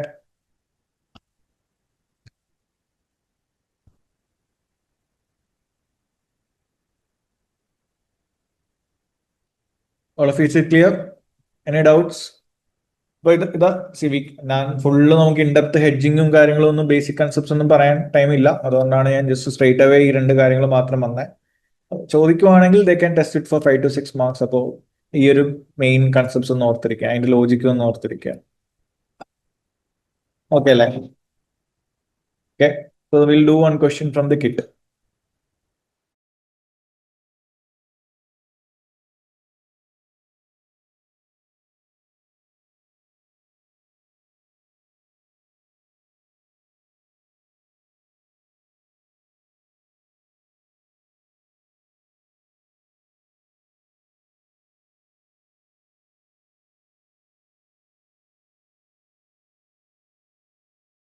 See this question.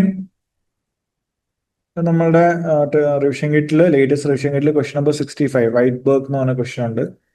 അതിൽ second എക്സിബിറ്റിന്റെ second question, like Coral manufactures aluminium equipment, ഈ ഒരു question വായിക്കുക. And we need to do this requirement, that is discuss the accounting treatment of the cash flow hedge. അപ്പോൾ അവർ എടുത്തു പറഞ്ഞിട്ടുണ്ട് cash flow hedge ആണ്. Arrangement in the year ended 31st December 2002 and the adjustment required as result of change in the hedging ratio on that date, including in your answer a brief explanation of the impact of hedging arrangement on the financial performance of core. Okay, but hedge accounting our financial performance, that is, will it affect their P&L or OCA or any of the ratios? Okay, so the cash flow hedge ആണ് എടുത്ത് പറഞ്ഞിട്ടുണ്ട്. So you have to understand that we need to split between effective and ineffective portion, right? So ഈ question ഒന്ന് വായിച്ചേ. This is a requirement and it's a question. അപ്പൊ ഇത് മാത്രമേ ഉള്ളൂ നമുക്കൊരു ഹെഡ്ജിന്റെ ഒരു ക്വസ്റ്റ്യൻ ഉള്ളത് ഫ്രം ദ റിവിഷൻ കിട്ടും. ഓക്കെ, സോ സനേരി ഒന്ന് വായിച്ചോ.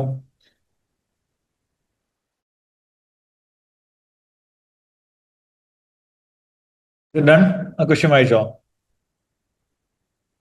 യെസ്. സോ ഇവിടെ എന്താ, as we discussed cash flow hedge ആണ്. ഓൾറെഡി ഇത് ഒരു പറഞ്ഞിട്ടുമുണ്ട്. And from the scenario you can understand that they are planning to purchase 2500 tons of aluminum in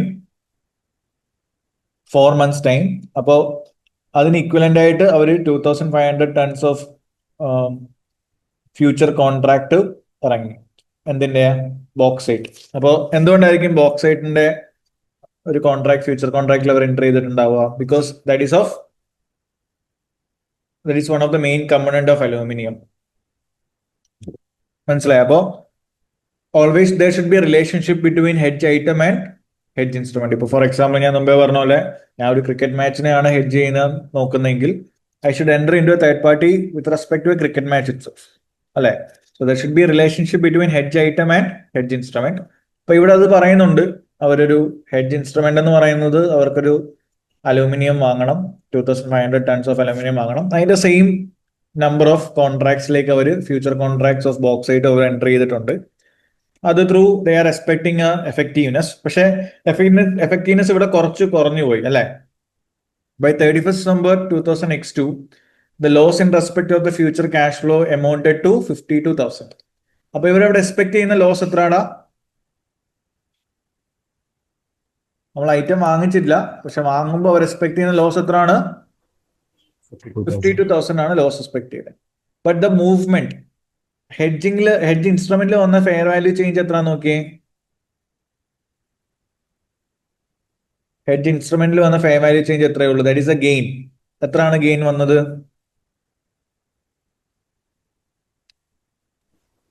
42,000. So നമ്മൾ മുമ്പേ പറഞ്ഞ ലോജിക്ക് വെച്ചിട്ട് ഇത് എഫക്റ്റീവ് ആണോ ഇൻഎഫക്റ്റീവ് ആണോ? effective. Effective. എഫക്റ്റീവ് ആണ്. സോ എന്ത് വരും? Debit derivative 42,000. ആ കംപ്ലീറ്റ്ലി എഫക്റ്റീവ് ആയതുകൊണ്ട് നമ്മൾ എവിടെയോട്ട് കാണിക്കുക gain? OC. Yes, we will show that gain in OC.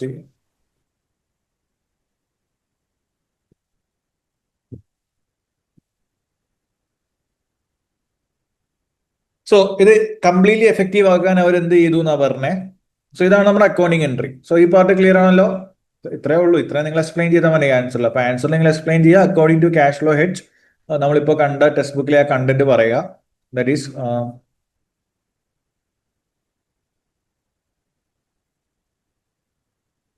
ഇതാണ് നമ്മുടെ knowledge part. Okay, so according to IFRS 18, or according to IFRS 9, whenever there is a cash flow hedge, the gain or loss on hedge instruments in inception is, if it is greater than the loss or gain on hedge item, then the excess gain should go to P&L. Otherwise, normally gain or loss എല്ലാം record ചെയ്യുന്ന എവിടെ ആയിരിക്കും?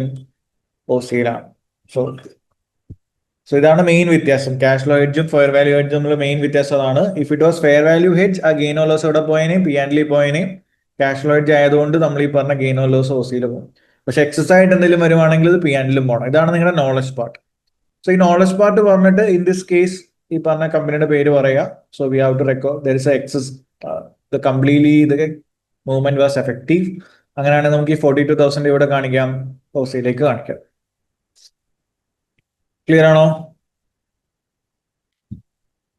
പക്ഷെ towards the end of this question revision ഷീറ്റിലേക്ക് വരുന്ന സമയത്ത് അവരെന്ത് ചെയ്യാൻ നോക്കുന്നുണ്ട്? ഈ ratio they are trying to change the ratio. എന്തിനായിരിക്കും അവർ റേഷ്യോ ചേഞ്ച് ചെയ്യുന്നത്? ഇപ്പൊ 2,500 ടൺസ് ഓഫ് അലൂമിനിയത്തിന് 2,500 ഫ്യൂച്ചർ കോൺട്രാക്റ്റിലാണ് അവർ എൻ്റർ ചെയ്തേക്കുന്നത്. So the ratio is 1:1. പക്ഷെ ഹെഡ്ജ് കംപ്ലീറ്റ്ലി എഫക്റ്റീവ് ആയോ? ഹെഡ്ജ് കംപ്ലീറ്റ്ലി എഫക്റ്റീവ് ആയോ എന്ന് വെച്ചാൽ നമുക്ക് 52,000 ലോസ് വന്നപ്പോൾ ആ ലോസിനെ കംപ്ലീറ്റ്ലി സെറ്റ് ഓഫ് ആക്കാൻ പറ്റിയോ? ഇല്ല. അപ്പൊ അത് സെറ്റ് ഓഫ് ആക്കാൻ വേണ്ടിയിട്ട് now they are analysing like the hedge ratio more appropriate എന്ന് പറയുന്നത് എന്തായിരിക്കും? 1:1.2 ആണ്. ഫോർ എക്സാമ്പിൾ 1.2 എന്ന് പറഞ്ഞപ്പോൾ 2,500 ടൺസ് ഓഫ് അലൂമിനിയം ആണ് നിങ്ങൾ ഹെഡ്ജ് ചെയ്യണമെങ്കിൽ ഫ്യൂച്ചർ കോൺട്രാക്ട് നിങ്ങൾ ചിലപ്പോൾ ഒരു 3,000 എടുക്കേണ്ടി വരും. എങ്കിലേ ആ റേഷ്യോ എന്താവത്തുള്ളൂ? Completely effective ആവത്തുള്ളൂ.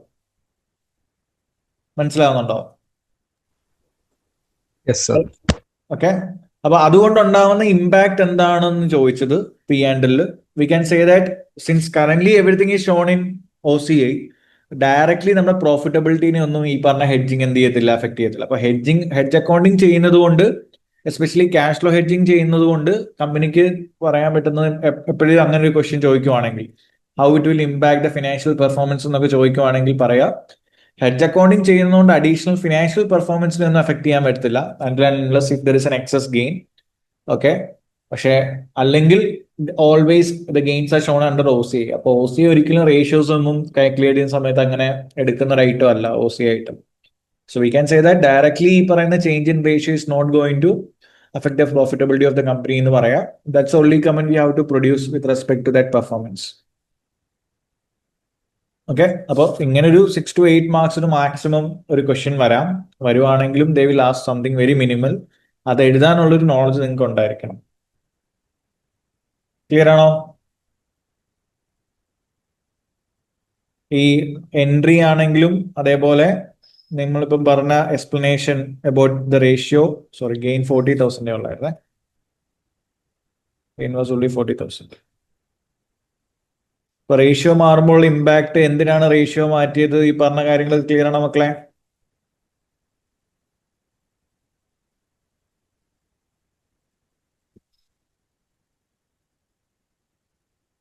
ഓക്കെ അല്ലേ?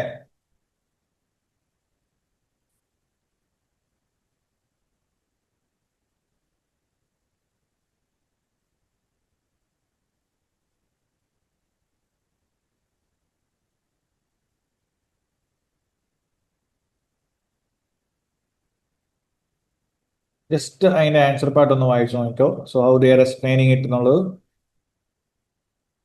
റിവിഷനിലെ ആൻസർ അവരെങ്ങനെയാണ് എക്സ്പ്ലെയിൻ ചെയ്തേക്കുന്നത് ഒന്ന് വായിച്ചു നോക്കോ. We don't have the time to write it, but just on the go through it. A knowledge part, in the application, and finally they have explained the impact on performance as well. So just try and answer part on the why.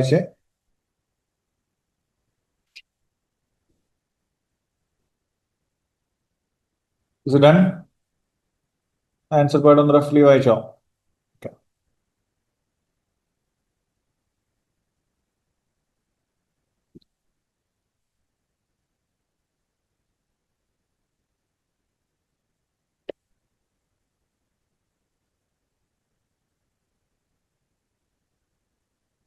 Okay. അപ്പോൾ ഈ രണ്ട് ഇപ്പൊ ഞാൻ just ഒന്ന് can you see the Excel here?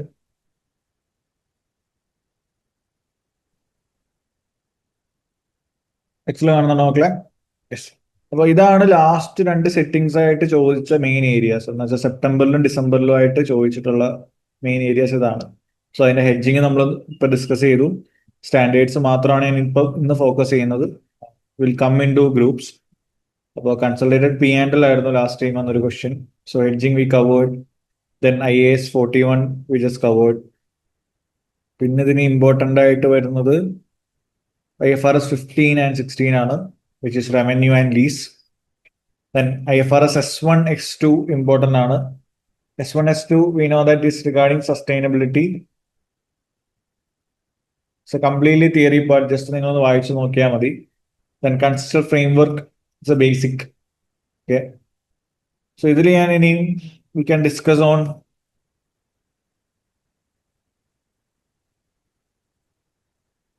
this two standard IAS 23 അതേപോലെ തന്നെ IFRS 15 and 16 നമുക്കൊന്ന് reverse ചെയ്ത് പോകാം. Okay, you can just take screenshot of this areas. ഇതാണ് മോസ്റ്റ്ലി ഇൻക്ലൂഡിങ് IAS 41 ഉണ്ട്.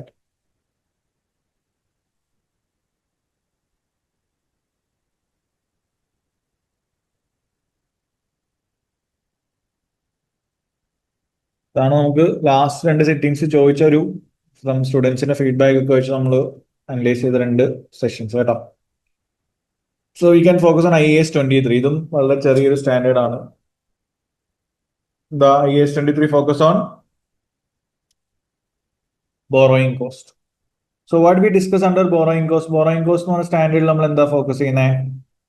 How to account for the borrowing cost. Okay, അപ്പോൾ നമ്മൾ ഒരു അസറ്റ് പർച്ചേസ് ചെയ്യുന്നതിന്റെ ഭാഗമായിട്ടോ അല്ലെങ്കിൽ കൺസ്ട്രക്ട് ചെയ്യുന്നതിന്റെ ഭാഗമായിട്ടോ നമ്മൾ ചിലപ്പോൾ ലോൺ ഒക്കെ എടുക്കുന്നുണ്ടാവും. ആ ലോണിന്റെ മുകളിൽ വരുന്ന ഇൻട്രസ്റ്റിനെ എങ്ങനെ അക്കൗണ്ട് ചെയ്യണം എന്നുള്ളതാണ് ബേസിക്കലി IAS 23 പറയുന്നത്. How we normally account for interest. അങ്ങനെ നമ്മൾ നോർമലി ഇൻട്രസ്റ്റിനെ അക്കൗണ്ട് ചെയ്യുന്നത്, നിങ്ങൾ ലോൺ എടുക്കുവാണെങ്കിൽ വരുന്ന ഇൻട്രസ്റ്റിനെ ഒരു അക്കൗണ്ടന്റ് എങ്ങനെ അക്കൗണ്ട് ചെയ്യുന്നത്? ആസ് ആൻ എക്സ്പെൻസ് അല്ലെ? Yes, but IAS 23 പറയുന്നത് if you are acquiring any asset or constructing any asset, which is a qualifying asset. Qualifying asset means it takes a substantial time of period to complete its construction. അപ്പൊ അത്രയും നാളും നമ്മൾ ബുക്സിൽ P&L expense recognise ചെയ്തുകൊണ്ടിരുന്നു കഴിഞ്ഞാൽ profitability ഭയങ്കരമായിട്ട് താഴെ പോകും. Okay, അപ്പൊ ഒരു അസറ്റിനെ കൺസ്ട്രക്ഷന്റെ സമയത്ത് നിങ്ങൾ ലോൺ എടുക്കുന്നു, ആ ലോണിന്റെ മുകളിൽ കൊടുക്കുന്ന ഇൻട്രസ്റ്റിനെ instead of showing in the P&L എന്ത് ചെയ്യാനാണ് IAS 23 പറഞ്ഞേക്കുന്നത്? Capitalize. Yes, there is no option. You have to capitalize it under asset. അസറ്റിന്റെ വാല്യൂലേക്ക് നിങ്ങൾ എന്ത് ചെയ്യുക? ആ ക്വാളിഫൈങ് അസറ്റിന്റെ വാല്യൂലേക്ക് നിങ്ങൾക്ക് ഈ ഇൻട്രസ്റ്റിനെ ക്യാപിറ്റലൈസ് ചെയ്യാനാണ് IAS 23 പറയുന്നത്. So the simple concept is, എന്തിനുകൊണ്ടാണ് ഇങ്ങനെ ക്യാപിറ്റലൈസ് ചെയ്യുന്നത് ചോദിച്ചു കഴിഞ്ഞാൽ, otherwise during the time of construction അസറ്റിൽ നമുക്ക് ഒരു ബെനിഫിറ്റും കിട്ടുന്നില്ല. പക്ഷെ സെയിം ടൈമിൽ എന്ത് വരുന്നുണ്ട്? ബുക്സിൽ ഒരു എക്സ്പെൻസും വരുന്നുണ്ട്. That will affect the performance of our company. അപ്പോൾ അതിന് അഗെയിൻസ്റ്റ് ആയിട്ട് കുറെ ആൾക്കാർ വന്നപ്പോഴാണ് IAS 23 വന്നതും. IAS 23 made it compulsory that earlier it was an option, now it is a compulsory situation where അതൊരു qualifying asset ആണ്. If it is a borrowing cost incurred with respect to a qualifying asset construction or acquisition, then we have to capitalize it to the value of our asset. ഇതാണ് IAS 23 പറയുന്നത്. If it is not a qualifying asset or if the construction is complete, the asset is ready for use, അങ്ങനെയൊക്കെ ആണെങ്കിൽ പിന്നെ വരുന്ന interest ഒക്കെ നമ്മൾ എവിടെ കാണിക്കാം? We can show it in the expense side. Okay, so now with respect to IAS 23, അപ്പോൾ definition പറയുന്ന ഇതാണ്. എന്താണ് ബോറോയിങ് കോസ്റ്റ് എന്നും ബോറോയിങ് കോസ്റ്റിന്റെ മെയിൻ ഒബ്ജക്റ്റീവ് എന്താണെന്നും IAS 23ന്റെ. Apart from that, when we should start capitalizing എന്നുള്ളതൊന്ന് അറിഞ്ഞിരിക്കുക. അതേപോലെ തന്നെ when we should suspend, so in between during the process of capitalization ഇടയ്ക്ക് എപ്പോഴും ഇത് നിർത്തി വെക്കണോ, and when we need to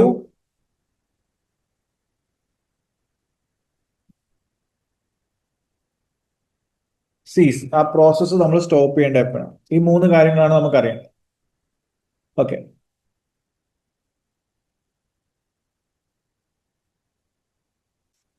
so എപ്പോഴും നമ്മൾ സ്റ്റാർട്ട് ചെയ്യണ്ടേ, when we should start capitalizing, എപ്പോഴാണ് നമ്മൾ ക്യാപിറ്റലൈസേഷന്റെ പ്രോസസ് സ്റ്റാർട്ട് ചെയ്യുന്നത്? കൺസ്ട്രക്ഷൻ സ്റ്റാർട്ട് ചെയ്യണം, ബോറോയിങ് കോസ്റ്റ് ഇൻകർ ആവണം. കൺസ്ട്രക്ഷൻ സ്റ്റാർട്ട് ചെയ്യുന്നുണ്ടാവണം. We should start construction. അതിന്റെ ലീഗൽ പെർമിഷനും കാര്യങ്ങളൊക്കെ നമ്മൾ എടുത്തിട്ടുണ്ടാവണം.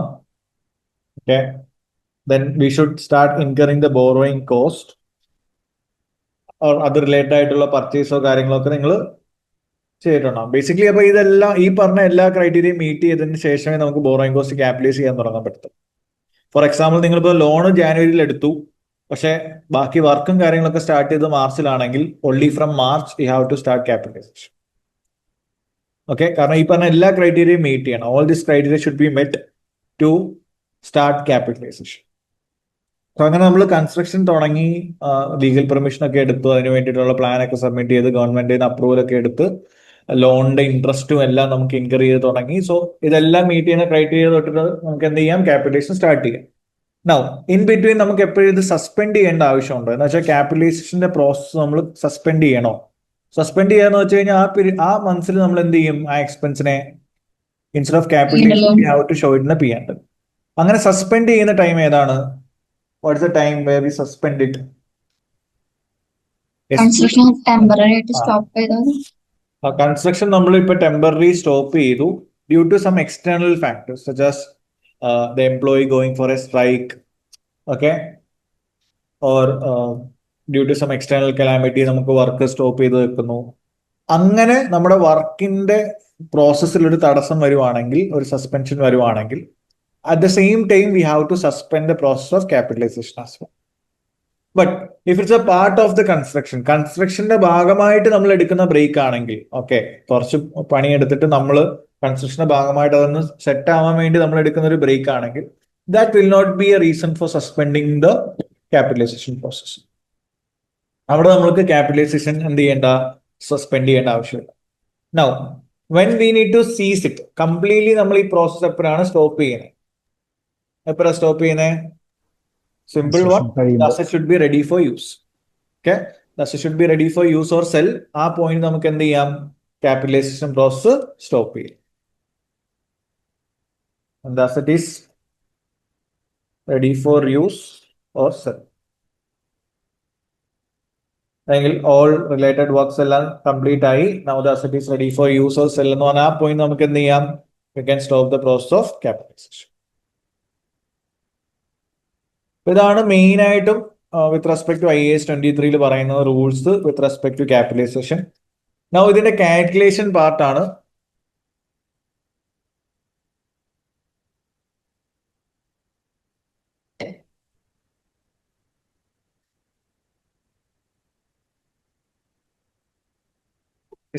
കാൽക്കുലേഷനിലേക്ക് വരുമ്പോൾ നിങ്ങൾ ഓർത്തിരിക്കുക, two type of situation when it comes to borrowing cost. ചിലപ്പോൾ നമ്മൾ സിംഗിൾ ലോൺ എക്സ്ക്ലൂസീവ്ലി ഇതിനു വേണ്ടി എടുക്കുന്നുണ്ടാവും with respect to this construction. അല്ലെങ്കിൽ ചിലപ്പോൾ നമ്മളൊരു ഗ്രൂപ്പ്, ഒരു ഫണ്ടിന്റെ പൂളിൽ നിന്നായിരിക്കും നമുക്ക് ഇതിനു വേണ്ടിയിട്ടുള്ള ഒരു ഫണ്ട് പൂളിൽ നിന്ന് ചിലപ്പം കുറച്ച് എമൗണ്ട് ഈ പറയുന്ന അസറ്റിന്റെ കൺസ്ട്രക്ഷന് വേണ്ടി എടുക്കുന്നുണ്ടാവും. ഇപ്പൊ നമുക്ക് പല ലോൺ, ഒരു മിക്സഡ് ലോണിൽ നിന്ന് കുറച്ച് ഫണ്ടായിരിക്കും നമ്മൾ എടുക്കുന്നത്. സോ വിത്ത് കാൽക്കുലേഷനിലേക്ക് വരുന്ന സമയത്ത് ഇപ്പൊ സിംഗിൾ ലോൺ ആകുമ്പോൾ എപ്പോഴും വരാനുള്ള സിറ്റുവേഷൻ എന്താ, there will be some unused fund. എന്നുവെച്ചാൽ നമ്മളൊരു ഫുള്ള് ലോൺ ഇപ്പോൾ അപ്ലൈ ചെയ്തു, ആ മൊത്തം എമൗണ്ട് നമ്മൾ ആദ്യം തന്നെ അസറ്റിലേക്ക് ചിലപ്പോൾ ഇൻവെസ്റ്റ് ചെയ്യേണ്ടി വരത്തില്ല. So there will be some unused fund. ആ അൺയൂസ്ഡ് ഫണ്ട് നമ്മൾ എന്ത് ചെയ്യും, ആ ഫണ്ട് വേണ്ടാത്ത സമയത്ത് there is a chance that company will temporarily, company ചിലപ്പോൾ എന്ത് ചെയ്യാം, ഇൻവെസ്റ്റ് ചെയ്യാം that amount in any other company or any other investments. So അപ്പൊ സിംഗിൾ ലോൺ വരുമ്പോൾ എപ്പോഴും നിങ്ങൾ കാൽക്കുലേഷൻ എടുക്കേണ്ടത് ഇത്രയേ ഉള്ളൂ. നമ്മുടെ കോസ്റ്റ് എന്താണോ നിങ്ങൾക്ക് ആ പീരീഡിൽ വന്ന ലോണിന്റെ കോസ്റ്റ് അല്ലെങ്കിൽ ഇൻട്രസ്റ്റ് കോസ്റ്റ്, ആ interest expense minus returns from investment എന്താണോ, ആ നെറ്റ് എക്സ്പെൻസിനെ ആയിരിക്കും നിങ്ങൾ എന്ത് ചെയ്യുന്നുണ്ടാവുക, ക്യാപിറ്റലൈസ് ചെയ്യുന്നുണ്ടാവുക. ക്ലിയർ ആണോ? So this are very basic things. ഞാൻ ജസ്റ്റ് ഒന്ന് റിവേഴ്സ് ചെയ്യുന്നേ ഉള്ളൂ. അപ്പൊ അൺയൂസ്ഡ് ഫണ്ട് വരാനുള്ള ചാൻസ് ഉണ്ട് if you are taking A single loan. കാരണം ഇതിനു വേണ്ടി നമ്മൾ ലോൺ എടുക്കുവാണ്, അതിന് വേറെ പർപ്പസ് ഒന്നുമില്ല. അപ്പൊ ആദ്യം തന്നെ ഫുൾ ഫണ്ട് ചിലപ്പം ആ കൺസ്ട്രക്ഷനിലേക്ക് ഇൻവെസ്റ്റ് ചെയ്യേണ്ടി വരത്തില്ല.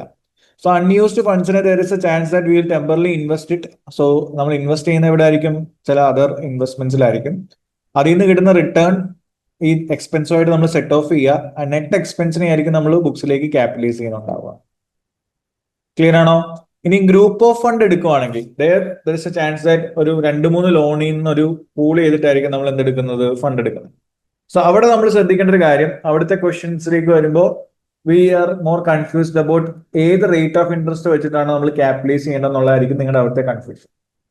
So which is the rate of interest we can use it here? We can use the weighted average rate.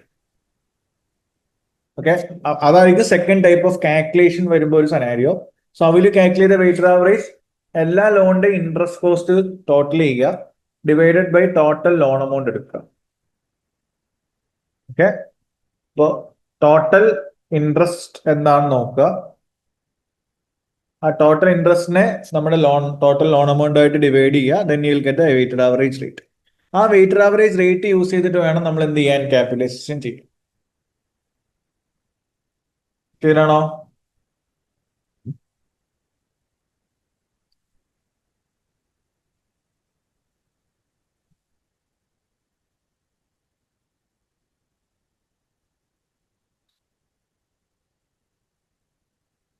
Can you reply in the chat?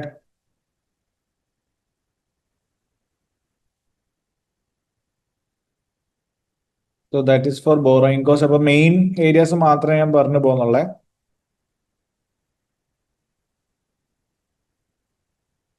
The next standard we have to focus is SBP, SAR, share based payment, share appreciation rights, അതേപോലെ equity സെറ്റിൽ നമുക്ക് നോക്കാം. So SBP, share based payment. So share based payment ഏത് standard ആണ്? Is coming under IFRS 2. So IFRS 2 share based payment നമുക്ക് 2 category ഉണ്ട്. ഏതൊക്കെയാണ്? Equity സെറ്റിൽഡും ഉണ്ട്, cash സെറ്റിൽഡും ഉണ്ട്. Okay, so what is equity settled? ഇപ്പൊ നമ്മൾ ഷെയർ ഓപ്ഷൻസ് അല്ലെങ്കിൽ ESOPs അല്ലെങ്കിൽ നിങ്ങളുടെ എംപ്ലോയീസ് നമ്മൾ ഷെയർ ഓപ്ഷൻസ് ഒക്കെയാണ് കൊടുക്കുന്നതെങ്കിൽ then that will be considered as equity settled. So where the settlement will happen in the form of issuing shares. ആണല്ലോ, future നമുക്ക് share issue ചെയ്യാൻ അല്ലെങ്കിൽ ഷെയർ വാങ്ങാനുള്ള ഓപ്ഷൻ നമ്മൾ എംപ്ലോയീസിന് കൊടുക്കും. When it comes to cash settled, cash settledന്റെ example ആണ് ഈ SAR എന്ന് പറഞ്ഞത്. It is share appreciation rates. There instead of paying them in shares, will pay them in cash. എന്താണോ ഷെയറിന്റെ വാല്യൂവിൽ വന്ന ഇൻക്രിമെന്റൽ വാല്യൂ, ആ ഇൻക്രീസ് എന്താണോ ആ ഇൻട്രിൻസിക് എമൗണ്ട് ആയിരിക്കും നമ്മൾ പേ ചെയ്യുന്നത് ഇൻ ഫോം ഓഫ് ക്യാഷ്. പക്ഷെ that amount that we pay will be with respect to the intrinsic value of our share. ഇപ്പൊ രണ്ടിടത്തും ഇത് ഷെയർ ബേസ്ഡ് പേയ്മെന്റ് ആണ്. പക്ഷെ in case of equity settlement will be happening in the form of shares and cash settlement will be happening in the form of cash. അപ്പൊ അതിന്റെ basic accounting entry എന്താണ് രണ്ടിടത്തും? If it is to എംപ്ലോയീസിനാണ് നമ്മൾ കൊടുക്കുന്നതെങ്കിൽ anyway for the company it's an expense. So debit എക്സ്പെൻസിലേക്ക് പോകും. And with respect to equity സെറ്റിൽഡിൽ ക്രെഡിറ്റ് പോകുന്ന എങ്ങോട്ടായിരിക്കും? Since we are settling them in shares, credit will go to equity but not the score share capital, it will go to OCE. Okay, it's an option to convert to shares in future. ഇപ്പൊ credit പോകുന്നത് other companies of ഇക്വിറ്റിയിലേക്കായിരിക്കും. And when it comes to cash സെറ്റിലേക്ക് വരുമ്പോഴും ഇത് തന്നെയാണ്. So debit എക്സ്പെൻസിലേക്ക് പോകും. പകരം ക്രെഡിറ്റ് പോകുന്ന ഇക്വിറ്റിക്ക് പകരം ഇവിടെ പോകണം. Instead of equity it will go to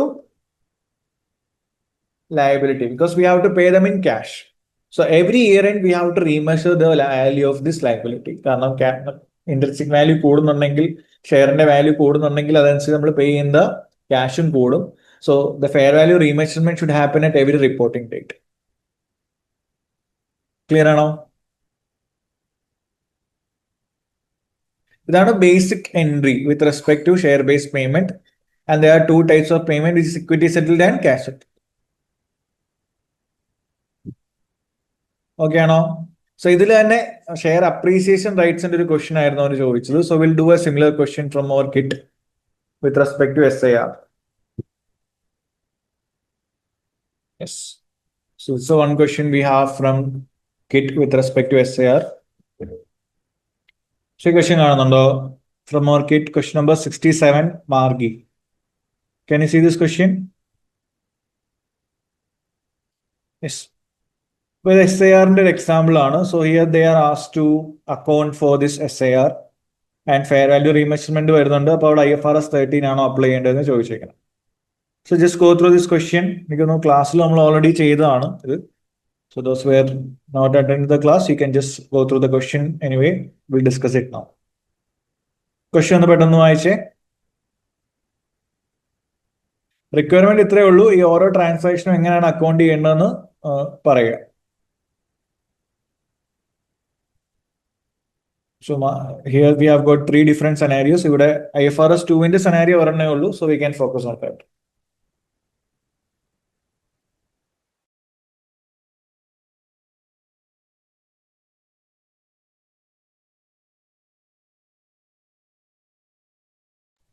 Okay.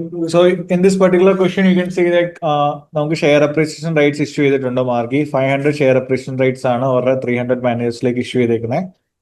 And it is issued on 1st May 20X2. And എത്ര വർഷമാണ് വെസ്റ്റിംഗ് പീരീഡ് എന്ന് നോക്കിയേ. Vesting period is from 1st May 20X2 to 30 April 20X4.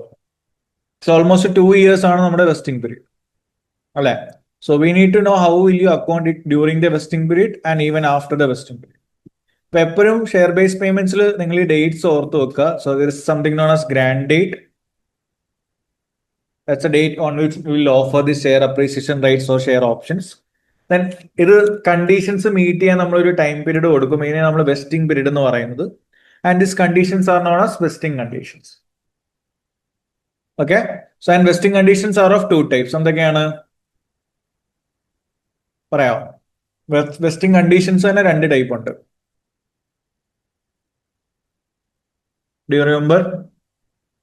Yes, there is market-based vesting conditions and non-market-based vesting conditions. അപ്പോൾ anything related to share പ്രൈസിനെ base ചെയ്തിട്ടാണ് ഇവർ vesting conditions നിങ്ങൾക്ക് തരുന്നതെങ്കിൽ അതിനെ നമുക്ക് മാർക്കറ്റ് ബേസ്ഡ് എന്നും, anything that related to non market, that is company specific ആയിട്ട് ഇപ്പം ടാർഗറ്റ് ഇത്ര മീറ്റ് ചെയ്യണം, സെയിൽസ് ടാർഗറ്റ് ഇത്ര മീറ്റ് ചെയ്യണം, അല്ലെങ്കിൽ ഇത്ര വർഷം കമ്പനി നിൽക്കണം എന്നൊക്കെ പറഞ്ഞ് കമ്പനി സ്പെസിഫിക് ആയിട്ട് തരുന്ന വെസ്റ്റിംഗ് കണ്ടീഷൻസിനെയാണ് നമ്മൾ നോൺ മാർക്കറ്റ് വെസ്റ്റിംഗ് കണ്ടീഷൻസ് എന്ന് പറയുന്നത്. ഓക്കെ. സോ ഇവിടെ നമ്മൾ ഇത് എന്തുകൊണ്ടാണ് സ്പ്ലിറ്റ് ചെയ്യുന്നത് വെച്ച് കഴിഞ്ഞാൽ, always remember with respect to equity settled. Equity സെറ്റിൽഡിൽ നമ്മൾ എന്ത് മാത്രമേ അഡ്ജസ്റ്റ് ചെയ്യത്തുള്ളൂ, will only adjust for the non market vesting conditions. ഇത് ഈ ക്വസ്റ്റിനകത്ത് റെലവെന്റ് അല്ല, ഞാൻ ഇൻ ജനറൽ പറയുന്നതാണ്. But when it comes to cash settle വരുമ്പോൾ we have to adjust for both market based vesting conditions and non market based vesting conditions. അപ്പൊ ആ knowledge part ഒന്ന് ഓർത്തിരിക്കുക. ഓക്കെ. സോ ഇവിടെ ഈ കമ്പനിയിൽ അവരോട് 2 വർഷം നിൽക്കണമെന്നാണ് പറയുന്നത്. So is it a non market based vesting condition or market based vesting conditions? മാനേജേഴ്സിന് ഷെയർ ഓപ്ഷൻ റൈറ്റ്സ് കിട്ടണമെങ്കിൽ they have to stay in this company for 2 years. So ഇത് ഏത് കാറ്റഗറിയിൽ വരും വെസ്റ്റിംഗ് കണ്ടീഷൻസ്? മാർക്കറ്റിലാണോ നോൺ മാർക്കറ്റിലാണോ? It's coming under non-market. അപ്പോൾ cash settled ആണെങ്കിൽ I have mentioned here we have to adjust for both non-market and market-based. So market-based vesting conditions non-market നമ്മൾ adjust ചെയ്യണം. So here they are entering into the contract on 20X2. So X2-ൽ നിന്ന് X3-ലേക്ക് എത്തുന്ന ആ ഒരു വർഷം ഇനി നമുക്ക് എങ്ങനെ അക്കൗണ്ട് ചെയ്യണം നോക്കാം. So we need to calculate the expense. So how will you calculate the expense? Number of employees expect to vest വെച്ചിട്ട് വേണം into fair value at reporting date എടുക്കുക. കാരണം ഇത് ലയബിലിറ്റി ആയതുകൊണ്ട് നമ്മൾ ഷെയറിന്റെ fair value at every reporting date വേണം എടുക്കാൻ. So number of employees expected to vest into fair value at reporting date into ഒരാൾക്ക് എത്ര SIR വെച്ചിട്ടാണ് കൊടുത്തത്. ഇതാണ് നമ്മുടെ കാൽക്കുലേഷന്റെ formula in case of SIR. So ഇവിടെ number of employees expected to vest after 1 year എത്ര നോക്കി?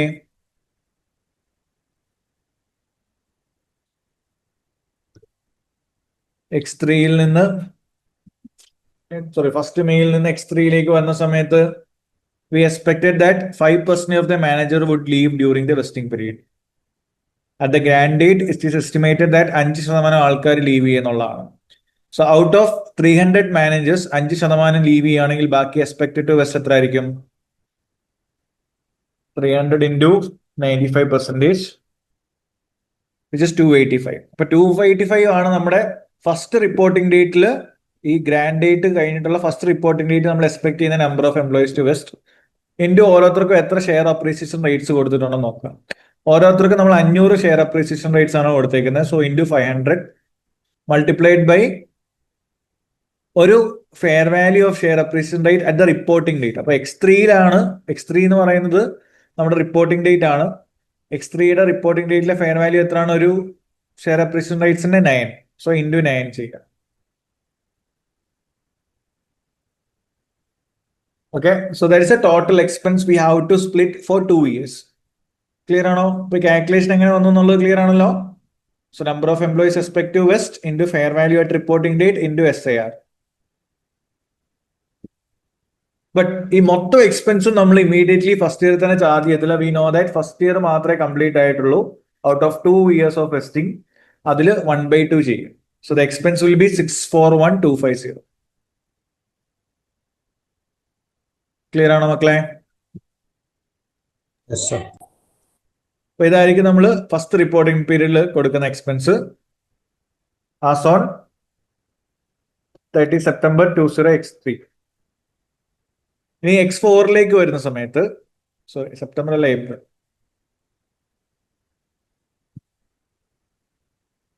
ഇനി ആസ് ഓൺ 30 April 20 X4ലേക്ക് വരുന്ന സമയത്ത് how much expense we have to recognise. So X4ൽ എത്തിയപ്പോൾ നമ്മൾ എക്സ്പെക്ട് ചെയ്ത് അത്രയും ആൾക്കാർ ലീവ് ചെയ്തു എന്ന് പറഞ്ഞു. So same number of employees ആണ് ഇപ്പോഴും ഉള്ളത്, those who have qualified for this SIR. So which is 285 itself, which is 5% less than 300. Multiplied by number of share appreciation rates will be exactly the same, 500 itself. Again, multiplied by fair value at the reporting date as on X4. എത്ര എടുക്കുക? 11. So because അപ്പൊ നമ്മൾ ഷെയറിന്റെ value കൂടുതൽ ആവുന്നതനുസരിച്ച് കൊടുക്കേണ്ട cash കൂടും. So that's the reason we have to update the value at every reporting date. Okay, ലയബിലിറ്റിയുടെ value നമ്മൾ കൂട്ടിക്കൊണ്ടിരിക്കണം ഇൻറ്റു 500. ഇപ്പൊ ഒരു 2 years കംപ്ലീറ്റ് ആയി. അപ്പൊ total expense is 156,700. But out of which നമ്മൾ മൊത്തം എമൗണ്ടും PNലേക്ക് ചാർജ് ചെയ്യേണ്ട. ഓൾറെഡി നമ്മൾ എത്ര ചാർജ് ചെയ്തിട്ടുണ്ട്? കഴിഞ്ഞ വർഷം 641,250 ചാർജ് ചെയ്തു. സോ ആ ഡിഫറൻസ് എമൗണ്ട് ആയിരിക്കും നമ്മൾ എക്സ്പെൻസിലേക്ക് ചാർജ് ചെയ്യുന്നത് for the period 20 X4. Clear ആണോ മക്കളെ? സോ ഇനി എൻട്രി ഒന്ന് ഓർത്ത് വെക്കുക. The entry is debit expense credit liability. കാരണം SIR ആണ്, so always should go to liability. We have to pay, make them pay in cash അല്ലെ. Instead of issuing shares will be paying them in cash. So credit ലയബിലിറ്റിയിലേക്ക് പോകണം. ഇതൊക്കെയാണ് നമ്മൾ ഓർത്തിരിക്കേണ്ടത്. And always remember, ഇതിന്റെ settlement വരുന്ന സമയത്ത്, so 2 വർഷം കഴിഞ്ഞു, നൗ ഒരു 1 yearന്റെയും കൂടെ അക്കൗണ്ടിങ് ട്രീറ്റ്മെന്റ് അവർ ചോദിച്ചിട്ടുണ്ട്. So as on 30 April 20 X5, 1 year കഴിഞ്ഞപ്പോൾ 60 മാനേജേഴ്സ് എന്ത് ചെയ്തിട്ടുണ്ട്? Out of 285, 60 managers exercise this option using the intrinsic value of the right which is 10.5. അപ്പൊ 10.5 ഇൻട്രിൻസിക് എമൗണ്ടിനാണ് അവർ ഇത് എക്സസൈസ് ചെയ്തേക്കുന്നത്. So we have paid them in cash. So അതിന്റെ accounting എൻട്രിയും അല്ലെങ്കിൽ അതിന്റെ അക്കൗണ്ടിങ് ട്രീറ്റ്മെന്റോട് ചോദിച്ചു.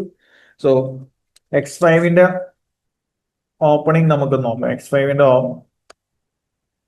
April 20 X4 ടിൽ ഡേറ്റ് നമ്മൾ റെക്കോർഡ് ചെയ്ത ലയബിലിറ്റി എത്ര നോക്കിയ? ടോട്ടല് 156,700 ആണ്.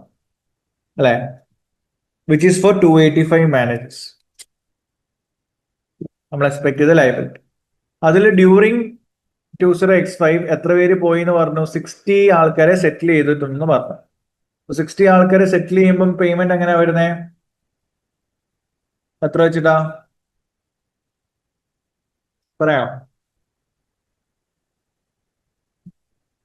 500 into 10.5. 60 into 500 multiplied by 10.5 ആണ് ഇൻട്രിൻസിക് വാല്യൂ പറഞ്ഞത്, അല്ലെ? 10.5-നായിരിക്കും നമ്മൾ പേയ്മെന്റ് കൊടുക്കുന്നത്. സോ 31,500 നമ്മൾ സെറ്റിൽമെന്റ് ചെയ്തു. So this will increase your liability or decrease your liability? Decrease. Decrease the This will decrease your liability. Okay. So after settlement നമ്മൾ expect ചെയ്യുന്ന liability എന്താ നോക്കുക. So this is a liability expected after the settlement. Okay. But at the reporting date നമ്മൾ again ഈ പറഞ്ഞ liability റീമെഷർ ചെയ്യും. Because out of 285 60 ആൾക്കാരെ പോയിട്ടുള്ളൂ. ബാക്കി എത്ര ഉണ്ട്? 255 മാനേജേഴ്സ് ഇപ്പോഴും നമ്മുടെ കയ്യിലുണ്ട്. അവരുടെ ലയബിലിറ്റി നമ്മൾ റീമെഷർ ചെയ്യണം. How will you remeasure it? 225 into per head 500 ആയിരുന്നു നമ്മുടെ share appreciation rights into at that date, reporting date ആയപ്പോഴത്തേക്ക് നമ്മുടെ വാല്യൂ ഓഫ് ഷെയർസ് ഇത്രയുടെ കൂടി 12 ആയി. So at that time I am going to remeasure my liability at 12. Okay. So എത്ര നോക്കിയേ? I expected 125 to 500 ആണ് നമ്മുടെ എക്സ്പെക്ടഡ് വാല്യൂ, 12,225,000. പക്ഷെ എന്താ പറ്റിയത്? നമ്മുടെ റിപ്പോർട്ടിംഗ് ഡേറ്റിലെ വാല്യൂ 13.5 ആയി. So there is an increase in liability. Remeasure ചെയ്യുമ്പോൾ that increase in liability should be recorded in P&L as an expense. So ഇതാണ് ഡ്യൂറിംഗ് ദ 20x5-ലുള്ള accounting period, accounting treatment. So ഇതും നമ്മുടെ ലാസ്റ്റ് ഒരു സെഷനിൽ ചോദിച്ചൊരു scenario ആയിരുന്നു, which is SAR, share base പേയ്മെന്റിന്റെ SAR സെനാരിയോ. ഇത് തന്നെ ഇക്വിറ്റി വരുവാണെങ്കിലുള്ള വ്യത്യാസം എന്തായിരിക്കും? Can you say what's the difference when it comes to equity settled? The only difference is instead of using fair value at reporting date, we have to use fair value at the grant date. ആ fair value നമ്മൾ update ചെയ്യേണ്ട ആവശ്യമില്ല. അതാണ് main change. And settlement will be happening in the form of issuing shares, not in form of cash. Clear ആണോ മക്കളെ? Yes, sir.